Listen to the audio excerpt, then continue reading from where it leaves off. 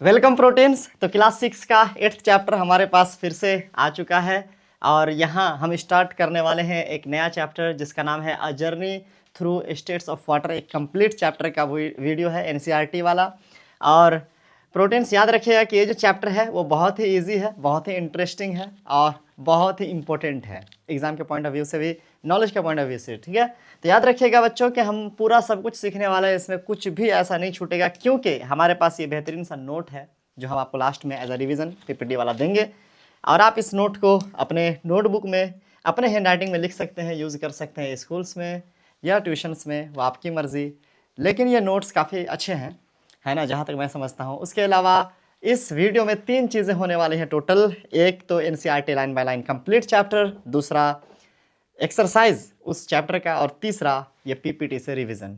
तो I hope कि आपको वीडियो पसंद आएगा। अगर आप लास्ट तक देखते हैं पूरा इस वीडियो को तो आप ज़रूर ये फील करेंगे कि हमने ये चैप्टर कम्प्लीटली सीख लिया है।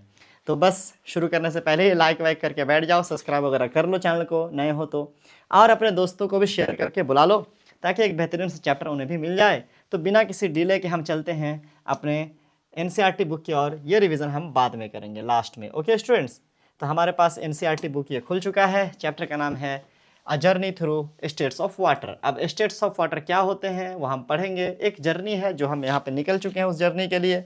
स्टूडेंट्स, यहाँ पर पहले एक कोटेशन दिया हुआ देखिए क्या है। कोट है कि if it does not rain well even the mighty ocean will be drained.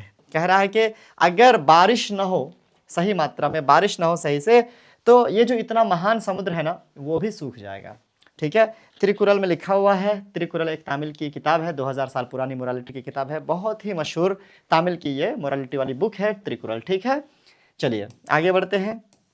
यहाँ पर कह रहा है कि on a bright summer afternoon, okay एक मिनट स्टूडेंट्स, ये लाइट मेरे आँख पे ज़्यादा आ रहा है लग रहा है। ठीक है, on a bright summer afternoon आवी and थिरव enjoy their shikanji lemonade. After looking at the ice in the lemonade, Thirav wonders about the nature of ice and water. ये थिरव है और ये आवी है। दिमाग में आता है आवी के कि आवी वो है और थिरव ये है। इनके दिमाग में कुछ सवाल आता है जब ये लेमोनेड जूस यानी कि शिकंजी पीने के लिए शिकंजी बनाना शुरू करता है, जिसमें क्या होता है, लेमन होता है, आइस होता है, वाटर होता है, ऑफ कोर्स। बंद कर दे, सट देते।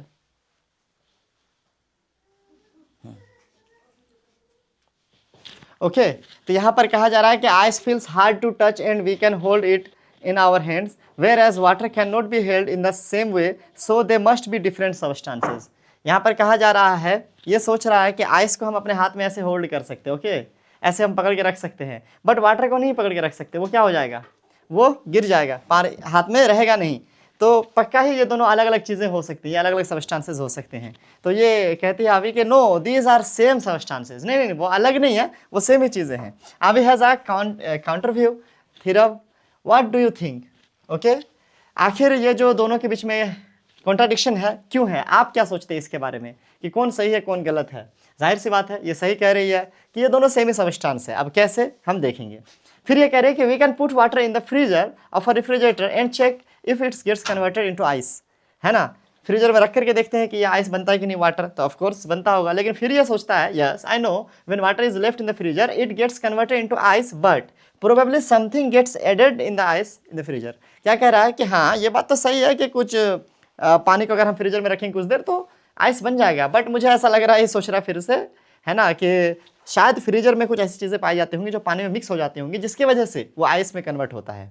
ये ऐसा सोच रहा है। अब आप ही बताओ क्या ये सही सोच रहा है। डू यू थिंक थिरव इज राइट। आप क्या लगता है ये सही बोल रहा है नहीं। How can you find out, आप कैसे पता लगाएंगे। तो एक एक्टिविटी यहाँ पर आपको एनसीईआरटी वाला दे रखा है। कह रहा है आप एक आइस क्यूब लो एक कप में और उसको थोड़ी देर के लिए टेबल पे छोड़ दो, ठीक है, उसके बाद उसको वाटर होने दो, उसको पिघलने दो, ठीक है। What can you conclude from its observation? Does this mean that ice and water are the same substances? क्या कह रहा है कि जब आप इस तरीके से पानी को छोड़ोगे, आइस क्यूब को अपने टेबल पर नॉर्मल टेम्परेचर पर, तो आप क्या देखोगे कि धीरे धीरे पानी बन जाएगा। मतलब ये पानी ही था, ये जो आइस था, वो जो बर्फ था, वो क्या था स्टूडेंट्स, वो पानी ही था। तो आप यहाँ पर यही कंक्लूड करोगे कि वाटर और आइस क्या हुआ, सेम ही मटेरियल हुआ, सेम ही सब्सटेंस हुआ, कोई अलग चीज़ नहीं है बच्चों, ठीक है। अब कह रहा है कि yes ice and water are the forms of the same substance. अब यहाँ पे एक वर्ड क्या आ गया, फॉर्म्स। क्या, फॉर्म्स। वहाँ पर उन्होंने कहा था कि अलग अलग सब्सटेंस होंगे, लेकिन सब्सटेंस अलग अलग नहीं है, बस फॉर्म अलग है। नोट द पॉइंट, मैंने क्या कहा, वाटर और आइस सब्सटेंस अलग नहीं है, ठीक है, पदार्थ अलग नहीं है, बट वो फॉर्म्स अलग है, अवस्था स्टेट अलग है। Okay, are you getting my point? चलिए आगे देखते हैं क्या कह रहा है कि these forms are called states. देखो वही फॉर्म्स को, मतलब सब्सटेंस आइस जो था, आइस जो था ये वाटर भी है ना, तो आइस और वाटर जो है ये दोनों जो है ये सेम सब्सटेंस है। क्या है सर? सेम सब्सटेंस हैं, बट इसी वाटर को, इस वाटर ही सब्सटेंस को हम फ्रीज करके क्या बना सकते हैं, आइस बना सकते हैं। तो इस तरीके से वाटर ही का एक दूसरा फॉर्म क्या हुआ, आइस हुआ, और उसको हम लोग स्टेट्स भी कह सकते हैं। यहाँ पे ये चीज़ हम कंक्लूड कर सकते हैं कि वाटर का दो फॉर्म हम देख रहे हैं अभी, एक वाटर जो हम नॉर्मली यूज़ करते हैं, पीने होने के लिए यूज़ करते हैं, बहुत कुछ यूज़ करते हैं, और दूसरा वो आइस जो कि उसका सॉलिड फॉर्म है। वाटर लिक्विड फॉर्म है और आइस सॉलिड फॉर्म है, जिसका थर्ड फॉर्म है वो भी आपको नीचे आ जाएगा। देखिए this different states of water show many differences in their behaviours, water flows but ice doesn't. अब क्या कह रहा है कि ये जो दोनों स्टेट है, यानी आइस का सॉलिड स्टेट वाटर का और वाटर का लिक्विड स्टेट खुद एज अ वाटर, ये दोनों स्टेट्स में बिहेवियर्स में इन दोनों के क्या है सर, बहुत सारे डिफरेंसेस हैं। ओके, बिहेवियर्स में क्या है, डिफरेंसेस हैं, यानी इन दोनों के प्रॉपर्टीज अलग अलग है। देखो water flows but ice does not. Water को आप ऐसे रखोगे कहीं पे तो वो क्या हो जाएगा, फ्लो हो जाएगा, बह जाएगा, लेकिन आइस जो है आप उसको कहीं रख दो तो वैसे ही रहेगा, मतलब आइस को आप होल्ड कर सकते हो। Water splash but ice doesn't. अब वाटर जो है वो स्प्लैश हो जाता है, फैल जाता है, लेकिन ये जो है पानी फैल जाएगा, लेकिन आइस जो है वो नहीं, आइस ऐसा नहीं होगा, जिस वाले शेप में आप रखोगे वैसा नहीं होगा। आगे देखते हैं सर, अगला है कि इन्वेस्टिगेटिंग वाटर्स डिसअपियरिंग एक्ट। ठीक है, अब यहाँ पे एक नया टॉपिक शुरू हो रहा है, ठीक है, वाटर की कुछ प्रॉपर्टी। अभी देखो हम लोगों का क्या है कि बहुत कुछ आने वाला है आगे, तो आप टेंशन मत लो कि चीज़ें क्या यहाँ पर दिख रही हैं, कितना हमें दिख रहा है, अभी क्या बोल रहे हो सर आप, 2 फॉर्म 3 फॉर्म नहीं। आप जो कंक्लूड करके एक ही बार सुनना चाहते हो कि वाटर के 3 फॉर्म होते हैं, सॉलिड स्टेट है ना, लिक्विड स्टेट और गैसियस स्टेट, और वो तीनों फॉर्म आप ऐसे डायरेक्ट क्यों नहीं बता दे रहे हो। देखो जब हम एनसीईआरटी लाइन बाय लाइन पढ़ रहे हैं तो ये जब जैसे जैसे हमें कंटेंट देता जाएगा वैसे वैसे हम चीज़ों को सीखते जाएंगे। ओके, हमें कोई हड़बड़ी नहीं है, आराम से हम चैप्टर को देख रहे हैं, जैसे क्लासरूम में आप इंजॉय करते हैं, डिटेल से लाइन बाय लाइन पढ़ते हैं, हम इस ऑनलाइन क्लास में भी बिल्कुल डिटेल से लाइन बाय लाइन पढ़ाएंगे और आपको ऑफलाइन क्लास वाली फीलिंग दिलाएंगे। टेंशन मत लो, बस आप बने रहो। देखो अब यहाँ पे इन्वेस्टिगेटिंग किया जा रहा है, इन्वेस्टिगेट किया जा रहा है क्या, कि वाटर जो है कैसे डिसअपियर हो जाता है, गायब हो जाता है। ठीक है, It is rainy morning. While going to school, Avi and Thirav observed that there are a lot of water, है ना, puddles in playground. That evening, when they go to play, they are surprised to observe that some of the water in the puddles has disappeared. गड्ढा उड्ढा बना हुआ था field में, बारिश हुई, पानी भर गया। सुबह को जब स्कूल जा रहा था, देख रहा कि अपना फील्ड यार, यहाँ पे तो हमको खेलना है शाम को, यहाँ पे तो पानी भरा हुआ है। ठीक है, तो क्या देखा कि फील्ड में पानी भरा हुआ, गड्ढा उड्ढा, कैसे खेलेंगे पता नहीं। लेकिन शाम को जब आया तो क्या देख रहा है सर, उसको क्या हो गया, सरप्राइज हो गया वो कि अरे पानी तो कम हो गया, या छोटे मोटे गड्ढे से तो पानी ख़त्म भी हो गया है, पानी गया कहाँ यार, सुबह को तो था, अभी शाम को कहाँ चला गया शाम तक। Have you ever noticed water in the puddles disappearing? क्या आपने कभी ऐसा नोटिस किया? ऑफ कोर्स किया होगा, आपके घर में भी ऐसा कहीं किसी कोना वोना में कहीं भी पानी होने पड़ा रहता है तो आप देखते हो गायब हो जाता है। नहीं तो और भी चीज़ें हैं, और भी एग्जाम्पल सब आएंगे, देखिएगा क्या कह रहा है यहाँ पे। डिस्कस, अच्छा, in the puddles disappearing, where does it go, कहाँ चला गया ये पानी। डिस्कस विथ योर फ्रेंड्स, अपने दोस्तों के साथ जो है डिस्कस करो। Where else have you seen water disappearing, can you think of possible reason why this happens. आपने और कहाँ पानी गायब होते देखा है, क्या इसके बारे में आप सोच सकते हैं कि कैसे गायब होता है। अब ये कुछ सोच रहा है, फिर अब देखो क्या, फिर पता नहीं उल्टा पुल्टा ना सोच ले। I think the water has been absorbed by the soil in the playground, what do you think about it. पानी जो है एब्जॉर्ब कर लिया गया होगा सॉइल के जरिए से। यस, इस बार सही सोच रहा है। वो अलग बात है कि कंप्लीट नहीं है, बट ठीक है, सही सोच रहा है कि वाटर जो है कुछ हद तक एब्जॉर्ब हो गया होगा सॉइल के जरिए से, है ना, इसीलिए पानी गायब हुआ है। सही सोच रहे हो बेटा, सही सोच रहे हो, लेकिन थोड़ा और दिमाग लगाओ। ओके, आगे देखते हैं। आपने कहाँ गायब होते हुए देखा? ऑफ कोर्स कपड़ा वपड़ा सुखाते हो तो कैसे भीगा हुआ कपड़ा और कैसे गीला कपड़ा आपका एकदम से फ्रेश हो जाता है शाम होते होते, है कि नहीं है। कहने का मतलब है कि वहाँ पर भी पानी गायब हुआ है। You might have observe that after washing the utensils, बर्तन जब आप साफ करते हो तो उसके ऊपर भी पानी रहता है। After left of the surface of the utensils dries up after some time, जो पानी रहता है आपके बर्तनों पर कुछ देर के बाद क्या हो जाता है, सूख जाता है। पानी क्या हो जाता है सर, सूख जाता है। Does their reason you thought earlier to explain water disappearance apply in this case also, जो पहले आपने सोचा था कि गड्ढे में पानी इसलिए गायब हुआ क्योंकि वहाँ पे सॉइल ने क्या कर लिया, ऑब्जर्व कर लिया कुछ पानी को, क्या आपको लगता है कि अभी भी the same reason applying here in utensils case also? It is नहीं नहीं नहीं, बिल्कुल नहीं, क्योंकि आप यूटेंसिल में ऑब्जर्व करने वाली पावर तो आप जानते हो कि वैसा है नहीं, है कि नहीं है। किस में है, मिट्टी में है, ओके, मिट्टी में ऑब्जर्व हुआ होगा, लेकिन यूटेंसिल में वैसे ऑब्जर्व नहीं हुआ होगा जैसे मिट्टी में हुआ था। यहाँ पर कह रहा है does the reason you thought earlier, अच्छा ये तो हो गया। Avi wonders if water has speed is seeped through the surface of the utensils. Avi को लग रहा है अच्छा ये भी तो हो सकता है, सोच रहेगा कि अरे उसमें छेद वेद जैसा कुछ होगा, है ना, पानी उधर चला जाता होगा बर्तन से, है ना, पार हो जाता होगा। यहाँ पर लिखा है सीप्ड, है ना, तो वैसा कोई लीक टाइप का, ठीक है। Thirav thinks that water does not seep through the surface of the utensil. ना स्टील के बर्तन से कहाँ पानी सीप होगा यार। Design an activity to investigate whose idea is correct. आपको एक एक्टिविटी करना है जिससे पता चलेगा कि कौन सही कह रहा है, थिरव या आवी। आपको तो पता ही है, आप बताओ क्या लगता है आपको कि पानी सीप होता होगा यानी लीक होता होगा क्या यूटेंसिल से? ना ना ना ना, ऐसा कैसे होगा रे भैया। 8.2 में देखते हैं हम। Take a tablespoon of water on the steel plate shows in the figure. यहाँ पर आपने लेना है, आपको क्या करना है, observe whether the water seeps through the other side of the plate और नॉट। अब यहाँ पर आपको क्या करना है, आपने ये पानी लिया थोड़ा सा और उसके बाद आप ऊपर से देख रहे हो पानी से रखे, नीचे से देखो ऐसा कि पानी वानी कहीं सीप हो रहा है क्या, है ना। लेकिन पानी को गायब होते हुए भी आप देखोगे कि आप अगर ऑब्जर्व करोगे आधा घंटा तक तो ये थोड़ा सा पानी अगर रहेगा आप उसको पूरा स्प्रेड कर दोगे, फैला दोगे, तो क्या हो जाएगा कि आप नीचे से देखोगे कि कुछ नहीं नीचे आ रहा है लेकिन पानी ऊपर से गायब हुआ है, ठीक है। कह रहा है keep observing that regular intervals utensils the water completely disappear, तब तक देखो जब तक कि इसका पानी पूरा गायब ना हो जाए, और ये हो भी जाएगा, ज़्यादा देर लगेगा, फिर आधा घंटे में गायब हो जाएगा। What do think infer, is this activity enough to come to the conclusion that water does not seep through a steel plate?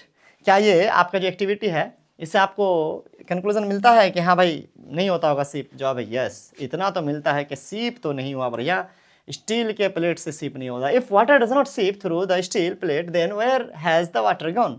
अगर पानी फिर नहीं सीप हो रहा तो फिर गया कहाँ? गड्ढा वाला कंडीशन में तो फिर भी थोड़ा समझ में आ रहा था कि चलो कुछ हद तक एब्जॉर्ब हो गया वाटर, कहाँ, सॉइल में, लेकिन इस वाले कंडीशन में पानी कहाँ गया भैया? स्टील के बर्तन के ऊपर से पानी कहाँ गया? अब यहाँ पर इस सवाल का जवाब आएगा if water does not seep through the, अच्छा ये तो हो गया, this water gets converted into gaseous state called water vapour. अब यहाँ पर एक और स्टेट आ गया स्टूडेंट्स, क्या? That is this water gets converted into gaseous state called water vapour. हमने यहाँ ऊपर दो स्टेट पहले देखा था, दैट वाज आइस जो कि सॉलिड स्टेट था, एंड वाटर जो कि लिक्विड स्टेट था। Another state is there that is vapour state, gaseous state, okay, जिसको हम वाटर वेपर के फॉर्म में देख सकते हैं। नॉर्मली क्या हमने कहा, फिर से बोल दे रहा हूँ, एक तो हमने आइस देखा था, दिस वाज सॉलिड, है कि नहीं है। एक हमने वाटर देखा था, डायरेक्ट वाटर, ये था हमारा लिक्विड, है कि नहीं है। और यहाँ पर हमारा तीसरा क्या आ गया सर, वेपर, वाटर वेपर भी कह लो या वेपर ही कह लो, चलो अभी वाटर वेपर को सिर्फ हम वेपर कह ले रहे हैं, ये हमारा हो गया गैस। इस तरीके से नंबर 1, नंबर 2 और number 3, there are 3 states of water we can see. Take it out sir, no problem.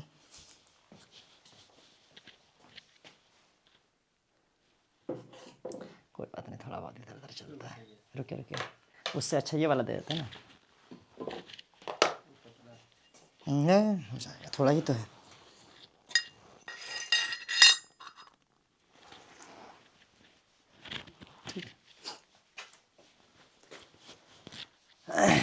Okay students, तो यहाँ पर जो है फिर हम कंटिन्यू करते हैं।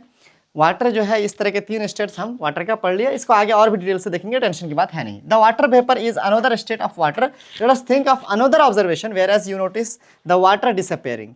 अब कुछ और ऑब्जर्वेशन करिए जहाँ पर पानी क्या होता हो, डिसअपियर होता हो, है कि नहीं है। जैसे पहले भी आपको सोचने के लिए कहा था, फिर से सोचने के लिए कह रहा है ना। और भी ऑब्जर्वेशंस हैं, जवाब है यस। कह रहा है कि while making dosa we sprinkle some water on the hot pan and it disappears। Where does it go? अगर आप डोसा वोसा बनाते हो, कुछ ऐसा देखा होगा, आपने खुद नहीं बनाया होगा तो घर पे, तो वो जब पानी वानी अगर छिड़कते हैं उस पर थोड़ा बहुत, या पानी वानी थोड़ा बहुत रहता भी है धोया हुआ, अभी जस्ट धोया हुआ, तो वो पानी ऐसे गर्म होता है और गायब हो जाता है। कैसे, कहाँ चला गया ये पानी? तो कह रहा है कि लेट अस ड्रॉ, अब यहाँ पर draw detail sketch with levels and caption about what happens to the water. अब ये लेवल आपको करना है कि पानी कैसे गायब हुआ, ठीक है। उसके बाद कह रहा है कि the water which is sprinkle on the hot pan gets converted into steam. अब यहाँ पर इसका आंसर दे रहा है कि ये जो गायब हुआ था पानी, वो क्या हो रहा है, स्टीम बन जा रहा है। स्टीम मतलब वाटर वेपर, स्टीम मतलब वाटर वेपर, भाप कह सकते हो आप। Steam is actually water vapour, okay, some part of which converts into water droplets. अब वही स्टीम वाटर ड्रॉपलेट में भी कन्वर्ट होता है। वाटर ड्रॉपलेट, वाटर का बूंद, है ना। तो जो आपने स्प्रिंकल करा, पानी छिड़काव करा तावे पे, और फिर वो जो गायब हुआ, बेसिकली वो क्या बन गया, गैसियस फॉर्म में कन्वर्ट हो गया, और फिर वो बाद में क्या हो सकता है, अगेन वाटर ड्रॉपलेट के फॉर्म में कन्वर्ट हो सकता है। The process of conversion of water into its vapour state is called evaporation, and this one is important, mark this point, mark this line, okay. In your text book also you can do highlight, okay, highlight this point, because sometime it is asked, okay, in your examination, in your test, and blah blah many, whenever you are talking about this chapter, there will be some questions related to this type of thing, means evaporation.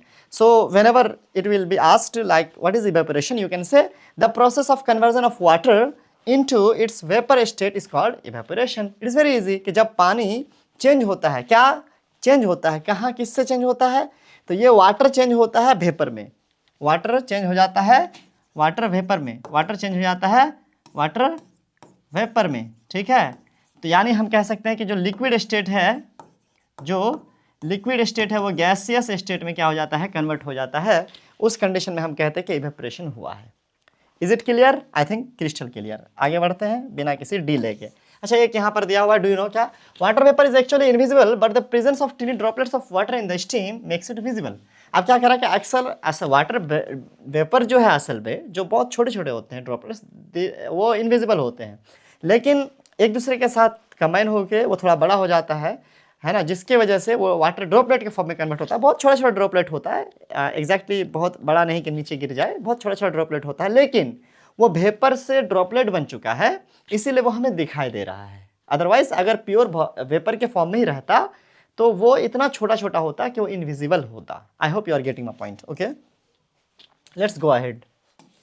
क्या कह रहा है यहाँ पे, the process of evaporation takes place continuously even at room temperature, can you think of the other examples of evaporation. आप देखो यहाँ पे बहुत इंपॉर्टेंट है, ये लाइन बहुत इंपॉर्टेंट है। The process of evaporation takes place continuously even at room temperature. बच्चों, ऐसा नहीं है कि तावा पे पानी छिड़का, तावा तो गर्म था, इट वाज वेरी क्लियर कि हाँ वहाँ पे गर्मी थी तो इवेपोरेट हो गया, बट इवेपोरेट होने के लिए गर्मी ही वैसा होना चाहिए, एकदम आग पे चढ़ा हुआ होना चाहिए, ऐसा नहीं है। बल्कि द कंडीशन इज कि किसी भी सिचुएशन में इवन रूम टेम्परेचर मतलब वैसे तो साइंटिफिकली 25 डिग्री सेल्सियस होता है नॉर्मल, लेकिन थोड़ी गर्मी का मौसम आप देख लो या ठंडा देख लो, कि इस ठंडी के मौसम में, गर्मी के मौसम में, किसी भी मौसम में जो हमारा रूम टेम्परेचर रहता है, रूम में टेम्परेचर रहता है, उसमें इवेपोरेशन होता रहता है, चाहे वो ठंडी ही क्यों ना हो, चाहे वो गर्मी क्यों ना हो। Evaporation is a continuous process in any temperature. जैसे ही टेम्परेचर में कुछ चेंजेस आएंगे देयर विल बी इवेपोरेशन, और चेंजेस थोड़ा बहुत हमेशा होते रहते हैं हमारे अराउंड, है कि नहीं है। उसके अलावा एयर है, ये भी चीज़ें उसको हेल्प करती हैं इवेपोरेट होने के लिए। तो इवेपोरेशन एक कंटिन्यूअस प्रोसेस है जो रूम टेम्परेचर पे भी होता रहता है। ऐसा नहीं कि इवेपोरेशन होने के लिए आग दे करके कोई चीज़ गर्म करना पड़ेगा तभी जाकर के ये प्रोसेस होगा। ये चीज़ आपको दिमाग में रखना है, बहुत ज़रूरी है, ठीक है। अब और भी इवेपोरेशन के एग्जांपल मैंने लिखा है आपको कि ड्राइंग ऑफ वेट क्लॉथ, जो वेट क्लॉथ सूख जाता है, मॉप्ड फ्लोर, पोछा लगाया भिगा हुआ था सूख जाता है, and sweat on your body, our body, जैसे हमारे बॉडी में स्वेट आता है, पसीना आते हैं, तो वो भी क्या होता है, सूख जाता है। तो इससे हम कह सकते हैं कि ये भी एग्जाम्पल्स है इवेपोरेशन के। उसके अलावा कह रहा है कि और some example of it. Now what do you think is there reason for disappearance of water from the puddle. अब आपको क्या लगता है, कि उस गड्ढे से जो पानी गायब हुआ था, शुरू में जो कंडीशन दिया गया था, उसमें जो लीक हुआ था पानी, मान लेते हैं कुछ सीप हुआ था या फिर एब्जॉर्ब हुआ था सॉइल के जरिए से कुछ पानी, तो क्या वो सिंगल रीजन था या इवेपोरेशन वाला भी रीजन वहां पर अप्लाई हुआ होगा? सोचो बच्चों, एक मिनट।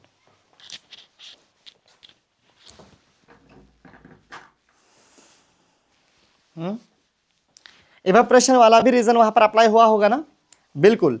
ठीक है, कुछ हद तक एब्जॉर्ब हुआ होगा, मैंने कहा था ना कुछ मिसिंग है, यस दैट इज इवेपोरेशन। जो सनलाइट है, वैसे तो सनलाइट कम भी रहा होगा, जैसे मौसम रहा होगा, मैंने जैसे अभी कहा कि इवेपोरेशन एक ऐसा प्रोसेस है जो कंटिन्यूअस प्रोसेस है, किसी भी टेम्परेचर पे होता रहता है। तो कहने का मतलब है, तो ग्राउंड में जो पानी रहेगा ना, वो कुछ सॉइल में एब्जॉर्ब भी होगा और कुछ इवेपोरेट भी होगा, ठीक है, पार्शियली। तो यहाँ पर कह रहा है कि यहाँ पर उसका जवाब कह रहा है कि is it due to reason number 1 seeping of water into the ground, एक, या इवेपोरेशन ऑफ वाटर, या बोथ ऑफ दीज। क्या सिर्फ सीपिंग की वजह से हुआ, या इवेपोरेशन की वजह से सिर्फ हुआ, या दोनों की वजह से हुआ? आप ही बताओ, बताओ दोनों की वजह से हुआ कि एक ही की वजह से हुआ? लिखो, कमेंट करो। Hand sanitizer disappears when you rub it in your hand, what happens to it? जाहिर सी बात है, सैनिटाइजर आपने लगाया होगा कभी, तो सैनिटाइजर आप जैसे छिड़कते हो अपने हाथ में ये करते हो और वो गायब हो जाता है। ये कैसे हुआ? सैनिटाइजर कहाँ गया? है कि नहीं है? तो ये सैनिटाइजर भी क्या होता है, इवेपोरेट हो जाता है बच्चों, जिसकी वजह से अल्कोहलिक होता है बेसिकली सैनिटाइजर, और वो जल्दी जो है इवेपोरेट हो जाता है, कम ही टेम्परेचर पे इवेपोरेट हो जाता है बहुत तेज़ी से, जिसकी वजह से जल्दी वो गायब हो जाता है हमारे हाथों से। ठीक है बच्चों, आगे बढ़ते हैं। क्या अनदर मिस्ट्री, एक और गुत्थी सुलझाने की जरूरत है हमें। कह रहा है कि नेक्स्ट डे अविथ, हिरव and their friends decided to make lemonade during the preparation, है ना। They take cold water into a glass tumbler and add ice cube into it. After a few minutes they notice something excited about the outer surface of the glass tumbler. अब कह रहा है कि अगले दिन इन लोगों ने क्या डिसाइड करा कि चलो हम लोग अपने से शिकंजी बनाते हैं भाई। लेकिन जब बनाने गया तो इन लोगों ने क्या करा, ऐसा टम्बलर लिया, गिलास लिया और उसमें पानी भरा, उसमें बर्फ़ डाला, बर्फ़ भरा, तो कुछ देर के बाद कुछ देख रहा है कि अजीब सरप्राइजिंग सा उसका सरफेस हो गया, मतलब बाहर वाला सरफेस। कहने का मतलब है कि नॉर्मल सा गिलास लिया, पहले ठीक था, पानी डाला तब तक भी नॉर्मल ही था, लेकिन पानी डालने के बाद जब उसमें आइस डाला तो क्या देखा कि उसका सरफेस धुंधला सा हो रहा है, फेडिंग सा हो रहा है, ब्लर सा हो रहा है, जैसे उसमें पानी आ रहा हो, ऐसा कुछ हो रहा है, उन लोगों ने ये देखा। ठीक है, अब आपको भी क्या करना है, ऐसा एक एक्टिविटी करने हैं, आपको भी क्या करना है, एक टम्बलर लेना है और उसमें पानी डालने हैं और आइस डालना है। अगर आप पानी नहीं डालेंगे, डायरेक्ट आइस डाल दोगे तो भी हो जाएगा।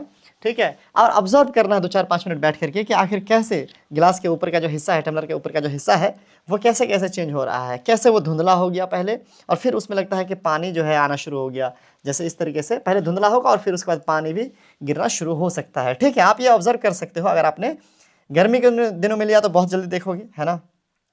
चलो आगे देखते हैं।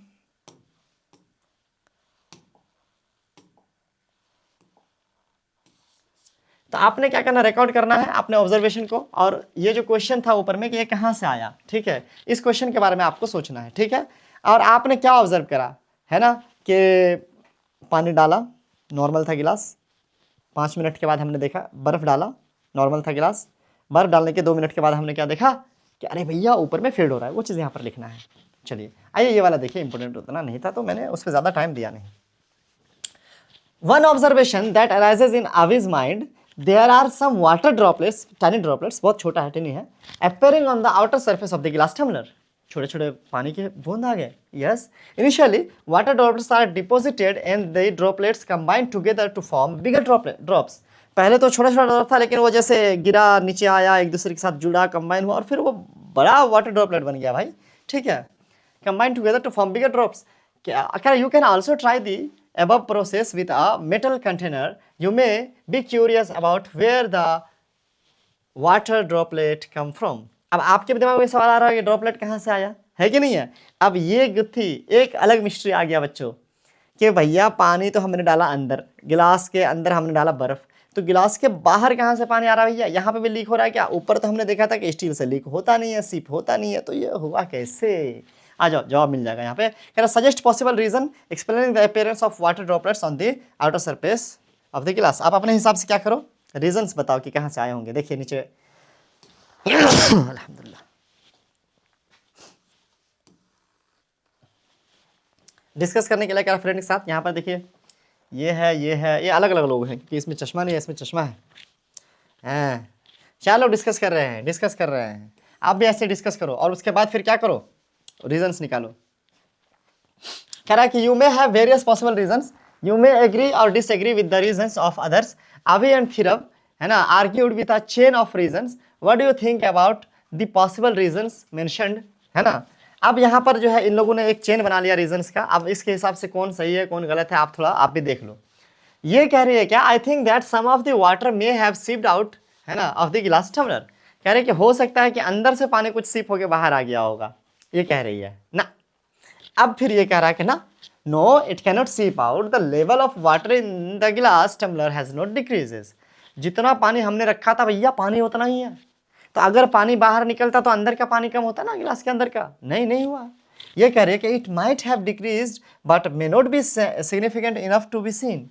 ये कह रहे घटा होगा लेकिन इतना मतलब नहीं घटा के दिखाई पड़े, ऐसा भी हो सकता है। घटा तो होगा पर इतना ज़्यादा नहीं घटा के दिखाई पड़े, थोड़ा ही घटा होगा तो पता नहीं चला।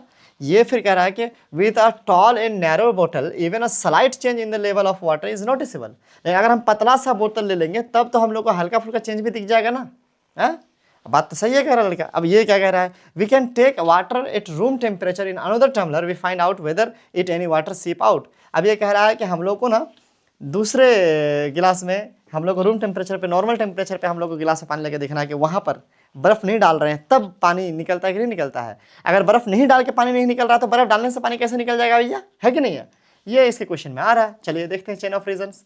अब यहाँ पे कौन सही कौन गलत। कौन continue the discussion on the given reason और conduct activities to find the evidence of the reasons given to help discussion, है ना। Where else have you seen water droplets like this. अब कह रहा है कि आप भी कंटिन्यू करो, आप भी ऐसे ही एक दूसरे के साथ आप सही रीज़न देने की कोशिश करो, है ना। अपने दोस्तों के साथ बैठ के डिस्कस करो, और करना चाहिए आप लोगों को। और इसके अलावा आपने ऐसा कहाँ ड्रॉपलेट देखा है तो यहाँ पर एक फ्लावर दिया खूबसूरत सा, आपने लीव के ऊपर, आपने फ्लावर्स के, है ना, ऊपर आपने क्या देखा होगा, ऐसे वाटर ड्रॉपलेट्स देखे होंगे। यू माइट हैव सीन, है ना, due drops on plants. Dew drop कहते हैं ओस वाले ड्रॉप को, ऑन प्लांट्स वाई, है ना, डू वी, है ना, why do we see dew drops more in the morning when we boil the water in a half filled. अच्छा, यहाँ तक एक अलग सवाल है कि आखिर ये सुबह ही को हम लोग ज़्यादा क्यों देखते हैं। यहाँ पर सिर्फ सुबह ही को हम लोग ज़्यादा क्यों देखते हैं, ये वाला जो ड्रॉपलेट्स होते हैं, है ना, ये शाम के टाइम में तो हम नहीं देख रहे होते लेकिन सुबह को देख रहे होते। इसके पीछे क्या रीज़न होगा, सुबह में क्या होता है, मौसम ठंडा होता है, ये रीज़न है क्या। When we boil the water in a half-filled utensil and covered it with a steel plate, है ना, some water drops accumulate on the inner side of the steel plate। आपने देखा होगा जो प्लेट से हम किसी भी खाना वाना को कवर करते हैं, उस प्लेट को जब आप पलटाओगे थोड़ी देर के बाद तो प्लेट के ऊपर भी क्या रहता है, जैसे मान लो कि ये बर्तन है, आपने प्लेट से ऐसे कवर करा, इसमें कोई खाना वाना है, गर्म सब्जी वगैरह कुछ भी है, रोटी भी है, तो आप ऐसे रखोगे, उसके बाद फिर आप प्लेट को ऐसे पलटाओगे, देखो इधर क्या रहता है, वाटर ड्रॉपलेट्स रहता है। ये कहाँ से आ गया, कह रहा है कि some water droplets accumulate on the inner side of the steel plate. Where do these water drops come from, what do you think, कहाँ से आया होगा, आप क्या सोचते हो, है ना, आप बताओ। ये भी इवेपोरेशन का खेल है क्या, ये भी इवेपोरेशन का खेल है क्या, आंसर है यस, ये भी इवेपोरेशन का खेल है। बेसिकली आपने जो भी चीज़ खाना वाना रखा था उसमें क्या था, वाटर था, और वो जो हीट था उसके अंदर जो हॉटनेस थी जिसकी वजह से वाटर का वेपर फॉर्म, सॉरी क्या बोल दे, वेपर फॉर्म जो है क्या हुआ, उड़ा, और वो जाकर के ऊपर का जो भी ढक्कन उक्कन था, है ना, लिड था, उसमें क्या हुआ, जब टच हुआ वो थोड़ा ठंडा था, तो वाटर ड्रॉपलेट्स जो वेपर के फॉर्म में थे वो थोड़ा ठंडा होने की वजह से उसमें टच होकर के वो अगेन कन्वर्ट हो गया, किस में, वाटर में कन्वर्ट हो गया। वाटर पहले हीट होकर के वेपर में कन्वर्ट हुआ और फिर से ठंडा होकर के वाटर में कन्वर्ट हो गया। इस चीज़ को यहाँ पर लिखा हुआ रहेगा, देखिएगा, इंपॉर्टेंट है। फिर से एक बहुत इंपॉर्टेंट चीज़ आ रही है हमारे पास, when the water vapour present in the, when the water, अच्छा इसमें भी ऐसा होता है कि ये शाम के टाइम में इसलिए नहीं होता है क्योंकि जाहिर सी बात है जैसे हीट होता है तो ये इवेपोरेट हो जाता है, जैसे ही गर्मी बढ़ती है एनवायरनमेंट की, इवेपोरेट हो जाता है और ये उड़ जाता है, इसलिए पत्ता वगैरह सूख जाता है बाद में। ओके, आई थिंक ये जानते होंगे आप। When the water vapour present in its form water droplets, the process of conversion, अच्छा रे कुछ छूट, तब तो लग रहा कि मिल क्यों ना सेंटेंस, चलो भैया।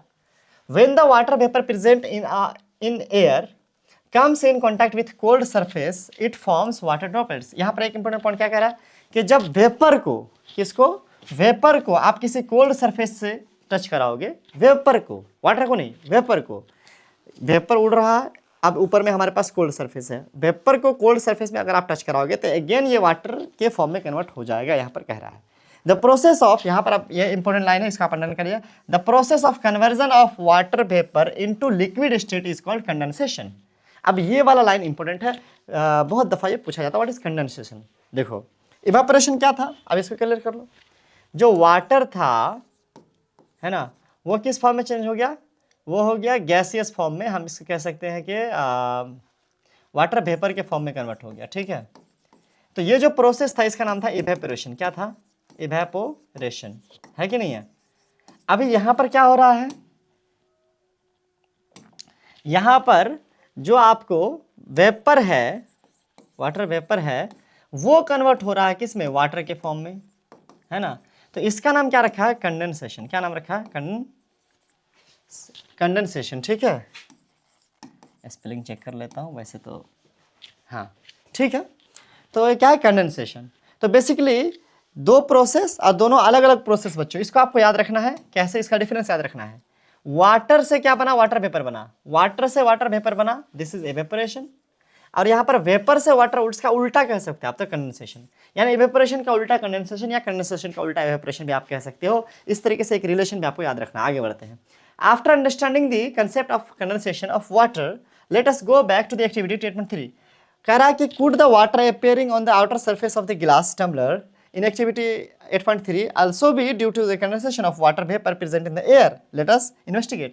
अब यहाँ पर क्या कह रहा है कि वो जो गिलास में, टम्बलर में जो बाहर में पानी आ गया था बच्चों, वो जो टम्बलर में बाहर में ड्रॉपलेट्स आ गए थे, क्या वो भी इसी तरह कंडेंसेशन की वजह से हुआ? अब वो वाटर वेपर कहाँ से आए? तो इसका आंसर भी कह रहा है कि water vapour present in the air. अब ये चीज़ आप समझ लो, हमारे आसपास जो हवा है ना, इसमें वाटर वेपर है। जैसे इसमें ऑक्सीजन है, हम सांस ले रहे हैं, वैसे इसमें वाटर वेपर भी है every time. Okay, and in every condition you can say, like आपके रूम में भी है, आपके घर के बाहर भी है, आपके छत के ऊपर भी है, जहाँ भी हवा है आपके आसपास, हर जगह वाटर वेपर भी है। वाटर वेपर जो है बेसिकली वो दिखा नहीं जाता है, वो बहुत छोटे छोटे, बहुत टाइनी होते हैं, माइक्रोस्कोपिक होते हैं। लेकिन जब वो एक दूसरे के साथ मिलकर के ड्रॉपलेट्स बनाते हैं, वाटर के फॉर्म में कन्वर्ट होते हैं, देन ये दिखाई पड़ता है, जैसे कि ठंडी के दिनों में फॉग के फॉर्म में हम लोग को दिखाई पड़ता है। ओके बच्चों, अब क्या है कि जैसे आपने गिलास में पानी रखा, या हम चलो एक एग्जाम्पल ले लेते हैं, है ना, कि हमने ये ले लिया हमारे पास, हमारे पास है बोतल, मान लो अंदर हमने पानी रखा ठंडा वाला। अब चूंकि पानी की वजह से ये सरफेस भी ठंडा हुआ, तो इसके आसपास जो हवा है, जो एयर है, उसमें जो वाटर ड्रॉपलेट्स मौजूद हैं वो इसमें चिपकेगा बच्चों। ठीक है, क्यों चिपकेगा?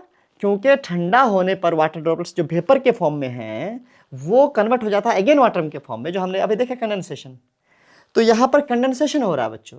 क्या हो रहा है? कंडेंसेशन हो रहा है कि आसपास के हवा में जो वाटर वेपर है वो कन्वर्ट हो रहे हैं अगेन वाटर में ड्यू टू द कंडेंसेशन। ये एक ऑटोमेटिक प्रोसेस। आप कहेंगे कंडेंसेशन कौन करवा रहा है? तो ये एक ऑटोमेटिक प्रोसेस है कि जो वेपर है वो जब ठंडा होगा तो वाटर के फॉर्म में अगेन कन्वर्ट हो जाएगा। इसका नाम दिया गया है condensation. I hope it is clear. एक बार रिपीट करके आप देख सकते हो।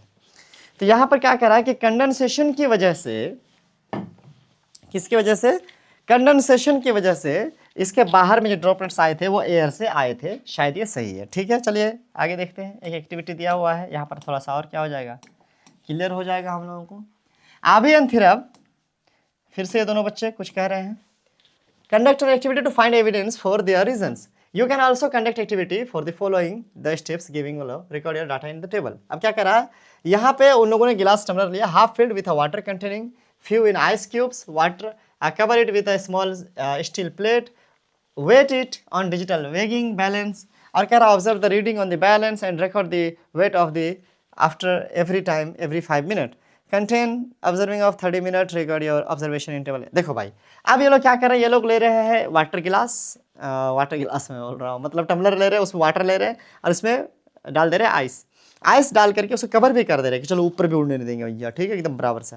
उसके बाद वो पूरा जो सिस्टम है ना, मान लो कि ये हमारा टम्बलर था, इसको रखा, इसको रख दिया तराजू पे, इसको वेइंग स्केल पे रख दिया, और उसके बाद जो है इसका वेट देखा कि कितना है, और फिर 2-4-5 मिनट के बाद भी उसका वेट देखा कितना है, और फिर आधे घंटे के बाद भी देखा उसका वेट कितना है, कि क्या कोई वेगिंग में इंक्रीजमेंट हो रहा है, क्या कोई वेट बढ़ रहा है, ये ऑब्जर्व कर रहा था। आप भी क्या कर सकते हो, इसको ऑब्जर्व कर सकते हो। ठीक है, यहाँ पर कह रहा है कि predict what will happen if the mass cold water kept on the digital weighing balance, will it increase और डिक्रीज और रिमेन द सेम।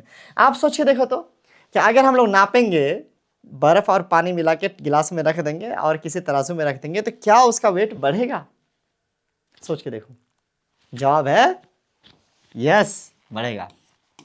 देखो 0 मिनट, 5 मिनट, 10 मिनट, 15 मिनट, 20, 25, है ना। आपको इधर हिंदी में नंबर्स बोलते हैं, हाँ सरकारी स्कूल के स्टूडेंट हैं हम, हिंदी में बोलते हैं। तो ये जो 5 मिनट पे, 10 मिनट पे, 15 मिनट पे क्या हो रहा है, अगर आप ऑब्जर्व कर रहे हो तो आप क्या देखोगे कि अगर पहले मान लो कि 125 ग्राम का था, चलो मैं लिख देता हूँ, मान लो कि 125 ग्राम का हो रहा था, स्केल पे इतना दिख रहा था। 5 मिनट के बाद सपोज करो कि ये 126 ग्राम हो जाएगा, मे बी, ठीक है। इस तरीके से आप 25 मिनट के बाद हो सकता है कि ये 129 ग्राम हो जाए, है ना। हो सकता है 30 मिनट के बाद 130, 131 ग्राम हो जाए। और आप देखोगे, मतलब ऐसा नहीं कि बहुत बड़ा मेजर चेंज देखने को मिलेगा, लेकिन स्लाइट इंक्रीज देखने को मिलेगा, है ना। क्या देखने को मिलेगा, थोड़ा इंक्रीजमेंट ही देखने को मिलेगा, बहुत ज़्यादा इंक्रीमेंट नहीं देखने को मिलेगा, लेकिन थोड़ा बहुत इंक्रीमेंट देखने को मिलेगा। क्यों? क्योंकि देखो, जो तुमने शुरू में जो सेट रखा था, इसमें जितना वाटर था और जो आइस वाइस था, है ना, जो आपने रखा था, इसका वेट आप मान लो, ये तराजू स्केल है ना, यहाँ पे आ रहा मान लो। अब इस पे जो भी था, इसका वेट जो भी हुआ था, ये जो वाटर वेपर बाहर है, जो कंडेंस होके इसके सरफेस पे चिपका, भले ही वो 25 बूंद ही हो, भले ही वो 10 बूंद ही छोटा छोटा, लेकिन उसका कुछ वेट तो होगा ना। तो ये एक्स्ट्रा ना ऐड हो गया एयर से। अभी जब आप ये नहीं था तब तो एयर तो थोड़ी ना नापा जा रहा था, लेकिन एयर से जब इसने ले लिया ये वाला ड्रॉपलेट्स, है ना, तो ये एक्स्ट्रा ना इस पे ऐड हो गया तराजू पे, है ना। एक्स्ट्रा हुआ तो वेट क्या होगा, बढ़ेगा। अब इसको आप ऐसे समझ लो कि मैं ऐसे खड़ा हूँ, ठीक है, मैंने कपड़े ऊपर जितने पहने हुए हैं, इसके हिसाब से मेरा वेट दिखाने वाला 57 केजीज, ठीक है। अभी क्या, मैंने ऊपर से बोला कि भैया 2 जैकेट और दे दो, अब 2 जैकेट एक्स्ट्रा हमारे बाहर से आया, है ना, तो उससे हमारा वेट क्या होगा, जाहिर सी बात है थोड़ा बढ़ जाएगा। हाँ, अगर इतना ही कपड़ा फिर अगर सिप मान लो होता, इससे बाहर लीक होकर बाहर आता, तो इसका वेट नहीं इंक्रीज होता, क्योंकि जो पहले था वही है, बस बाहर अंदर की बात है। जैसे मैं अगर स्केल पे खड़ा हूँ, मैं तराजू पे खड़ा हूँ, मेरा वेट कर लिया इस कपड़े के साथ 57 केजीज। अब मैं ये जैकेट उतार भी दूंगा अगर सपोज करो, तो भी मेरा 57 केजी ही रहेगा, मेरे हाथ में ही है ना ये जैकेट, तो अभी भी उस स्केल में नापा जा रहा है। तो वैसा ही कुछ, लेकिन बढ़ रहा है, इसका मतलब है कि एक्स्ट्रा कहीं से ऐड हो रहा है, जाहिर सी बात है इसका स्केल में बढ़ेगा वेट। रीज़न है कि बाहर से कंडेंस होकर के वेपर जो है, कंडेंस होकर के उसमें हाँ चिपक जा रहा है, इस वजह से बढ़ेगा। ओके, चलिए आगे बढ़ते हैं बिना किसी देरी के। Do you finding match with your prediction, क्या आपने जो सोचा था वैसा ही कुछ हुआ? एक्सप्लेन योर ऑब्जर्वेशन, आपने क्या सोचा था और क्या हुआ? You may observe some water droplets on the glass tumbler, water vapour from the air comes in contact with the cold water surface of the glass tumbler and gets converted into water droplets on the glass tumbler, है ना, through condensation. अब कह रहा, वही चीज़ कह रहा है कि जो आपने रखा गिलास में रखा, क्या था, आइस रखा, अब उसको आपने तराजू में नापा कि चलो इतना 125 ग्राम हुआ। अब एक्स्ट्रा बाहर जो एयर में वेपर्स थे, वो ठंडा होने की वजह से उसके अगल बगल वाले वाटर ड्रॉपलेट्स उस पर चिपकने लगे, और वो वाटर के फॉर्म में कन्वर्ट हो गया, जिसकी वजह से कंडेंसेशन की वजह से कन्वर्ट हुआ, और जिसकी वजह से उसका वेट क्या देखने को मिलेगा, थोड़ा इंक्रीज देखने को मिलेगा। There is an increase in the reading on the digital weighing balance. Can we conclude the water is not seeping through the wall of the tumbler. हम लोग यहाँ पर ये भी कह सकते हैं कि सीप नहीं हो रहा है, तो मैंने उस चीज़ को आपको एक्सप्लेन करा कपड़े के इससे कि हाँ भाई सीप नहीं हो रहा, लीक नहीं हो रहा, पानी अंदर से बाहर नहीं आ रहा है, अदरवाइज वेट जो होता है वो सेम ही होता है, मैंने आपको बताने की कोशिश करी। Can we conclude the water into seeping the through the wall of the treasure, can we also conclude that the water collected outside the tumbler is only due to the condensation. क्या सिर्फ condensation की वजह से ही बाहर से जो पानी जमा हुआ है वो हुआ? नहीं, उसमें क्या सारे और भी फैक्टर्स हैं, है ना। सिर्फ कंडेंसेशन ही एक रीज़न नहीं है जिसकी वजह से बाहर का पानी गिलास में चिपका है, और भी रीजन्स हो सकते हैं, ठीक है, 2-3 रीजन्स हो सकते हैं। आगे बढ़े, जैसे एयर भी एक रीज़न हो सकता है, ह्यूमिडिटी रीज़न हो सकता है, और भी चीज़ें हो सकती हैं। The amount of water vapour in the air is also known as humidity. अरे एक वर्ड आ ही गया, ह्यूमिडिटी। क्या आ गया बच्चों? The amount of water vapour in the air is known as humidity. अब क्या होता है, थोड़ा सा समझते हैं इसको, ठीक है, बढ़िया से समझते हैं थोड़ा। सपोज करो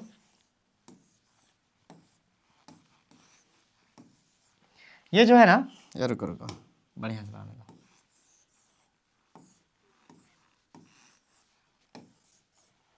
ठीक है, 1 फीट लंबा, 1 फीट चौड़ा और 1 फीट जो है ऊंचा, मान लो ये एयर है।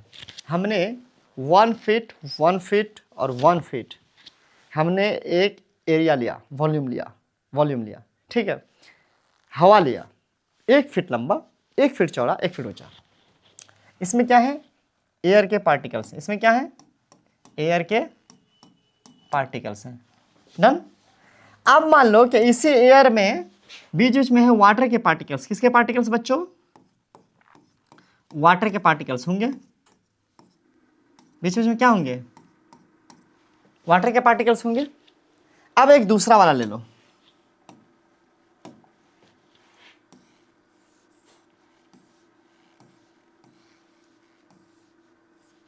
ठीक है, इसे मान लो क्या है, एयर है, ठीक है, एयर के पार्टिकल्स हैं। अब इसमें भी क्या है, मान लो सपोज करते हैं इसमें भी क्या है, इसमें भी वाटर के पार्टिकल्स हैं, वाटर के पार्टिकल्स हैं।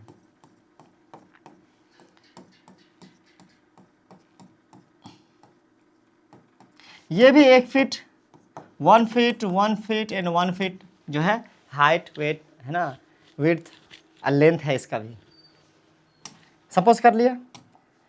अब मेरी बात ध्यान से सुनना, क्या 1 फीट लंबा 1 फीट चौड़ा 1 फीट ऊंचा, ये भी 1 फीट लंबा 1 फीट चौड़ा ऊंचा ये भी, लेकिन इसमें सपोज करो कि 150, इसमें सपोज करो कि 150 मॉलिक्यूल्स हैं वाटर के, 150 गो वाटर के छोटे छोटे पार्टिकल्स हैं, और इसमें सपोज करो कि 100 ही गो वाटर के पार्टिकल्स हैं। एरिया वॉल्यूम बराबर है, वॉल्यूम क्या दोनों का बराबर है, लेकिन नंबर ऑफ पार्टिकल्स इसमें ज़्यादा है वाटर के, नंबर ऑफ पार्टिकल्स इसमें कम है वाटर के। दिस इज ह्यूमिडिटी, इसमें ह्यूमिडिटी ज़्यादा है, इसमें ह्यूमिडिटी कम है, यानी एयर में कितना वाटर मॉलिक्यूल्स प्रेजेंट है उसी को ह्यूमिडिटी कहते हैं। I hope it is clear, ठीक है बच्चों। अगर हम ये कहेंगे कि यहाँ की ह्यूमिडिटी ज़्यादा है सऊदी अरब से, देन इसका मतलब है कि यहाँ की हवा में वाटर ड्रॉपलेट्स ज़्यादा है सऊदी अरब से, ठीक है, यही इसका मतलब होता है। अब यहाँ पर कह रहा है कि आपने अपने एरिया के रिपोर्ट में कहीं ना कहीं या पेपर वगैरह में ह्यूमिडिटी के बारे में देखा होगा। यस, बिल्कुल दिया जाता है, लिखा जाता है, ठीक है, नो डाउट। आगे बढ़ते हैं।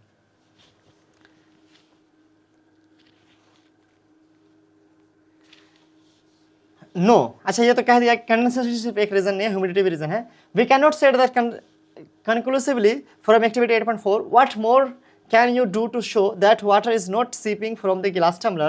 How could you modify activity 8.4 to find the answer?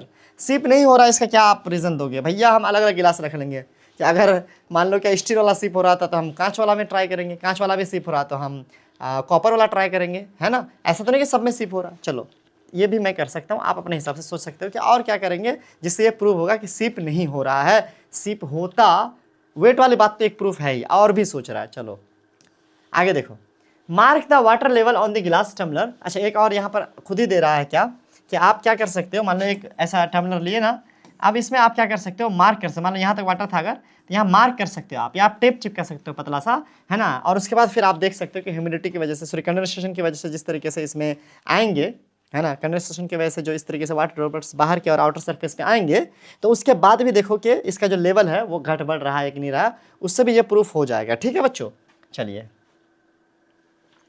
उसके अलावा what do you observe, water level in the glass tumbler does not go down but extra water get collected outer surface of the glass tumbler, what you can conclude. बिल्कुल सही बात है कि बाहर में जो पानी आ गया वो तो आ गया, लेकिन अंदर में जो वाटर लेवल था वो सेम ही रहेगा।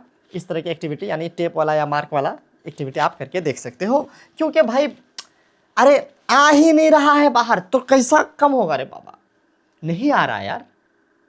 और वैसे भी हम 6 क्लास के बच्चे तो खैर वैसे भी मानेंगे इस बात को कि स्टील के गिलास से पानी बाहर नहीं आता है, उसके लिए इतना एक्टिविटी करे नहीं करे, है कि नहीं है, हैं समझदार हो।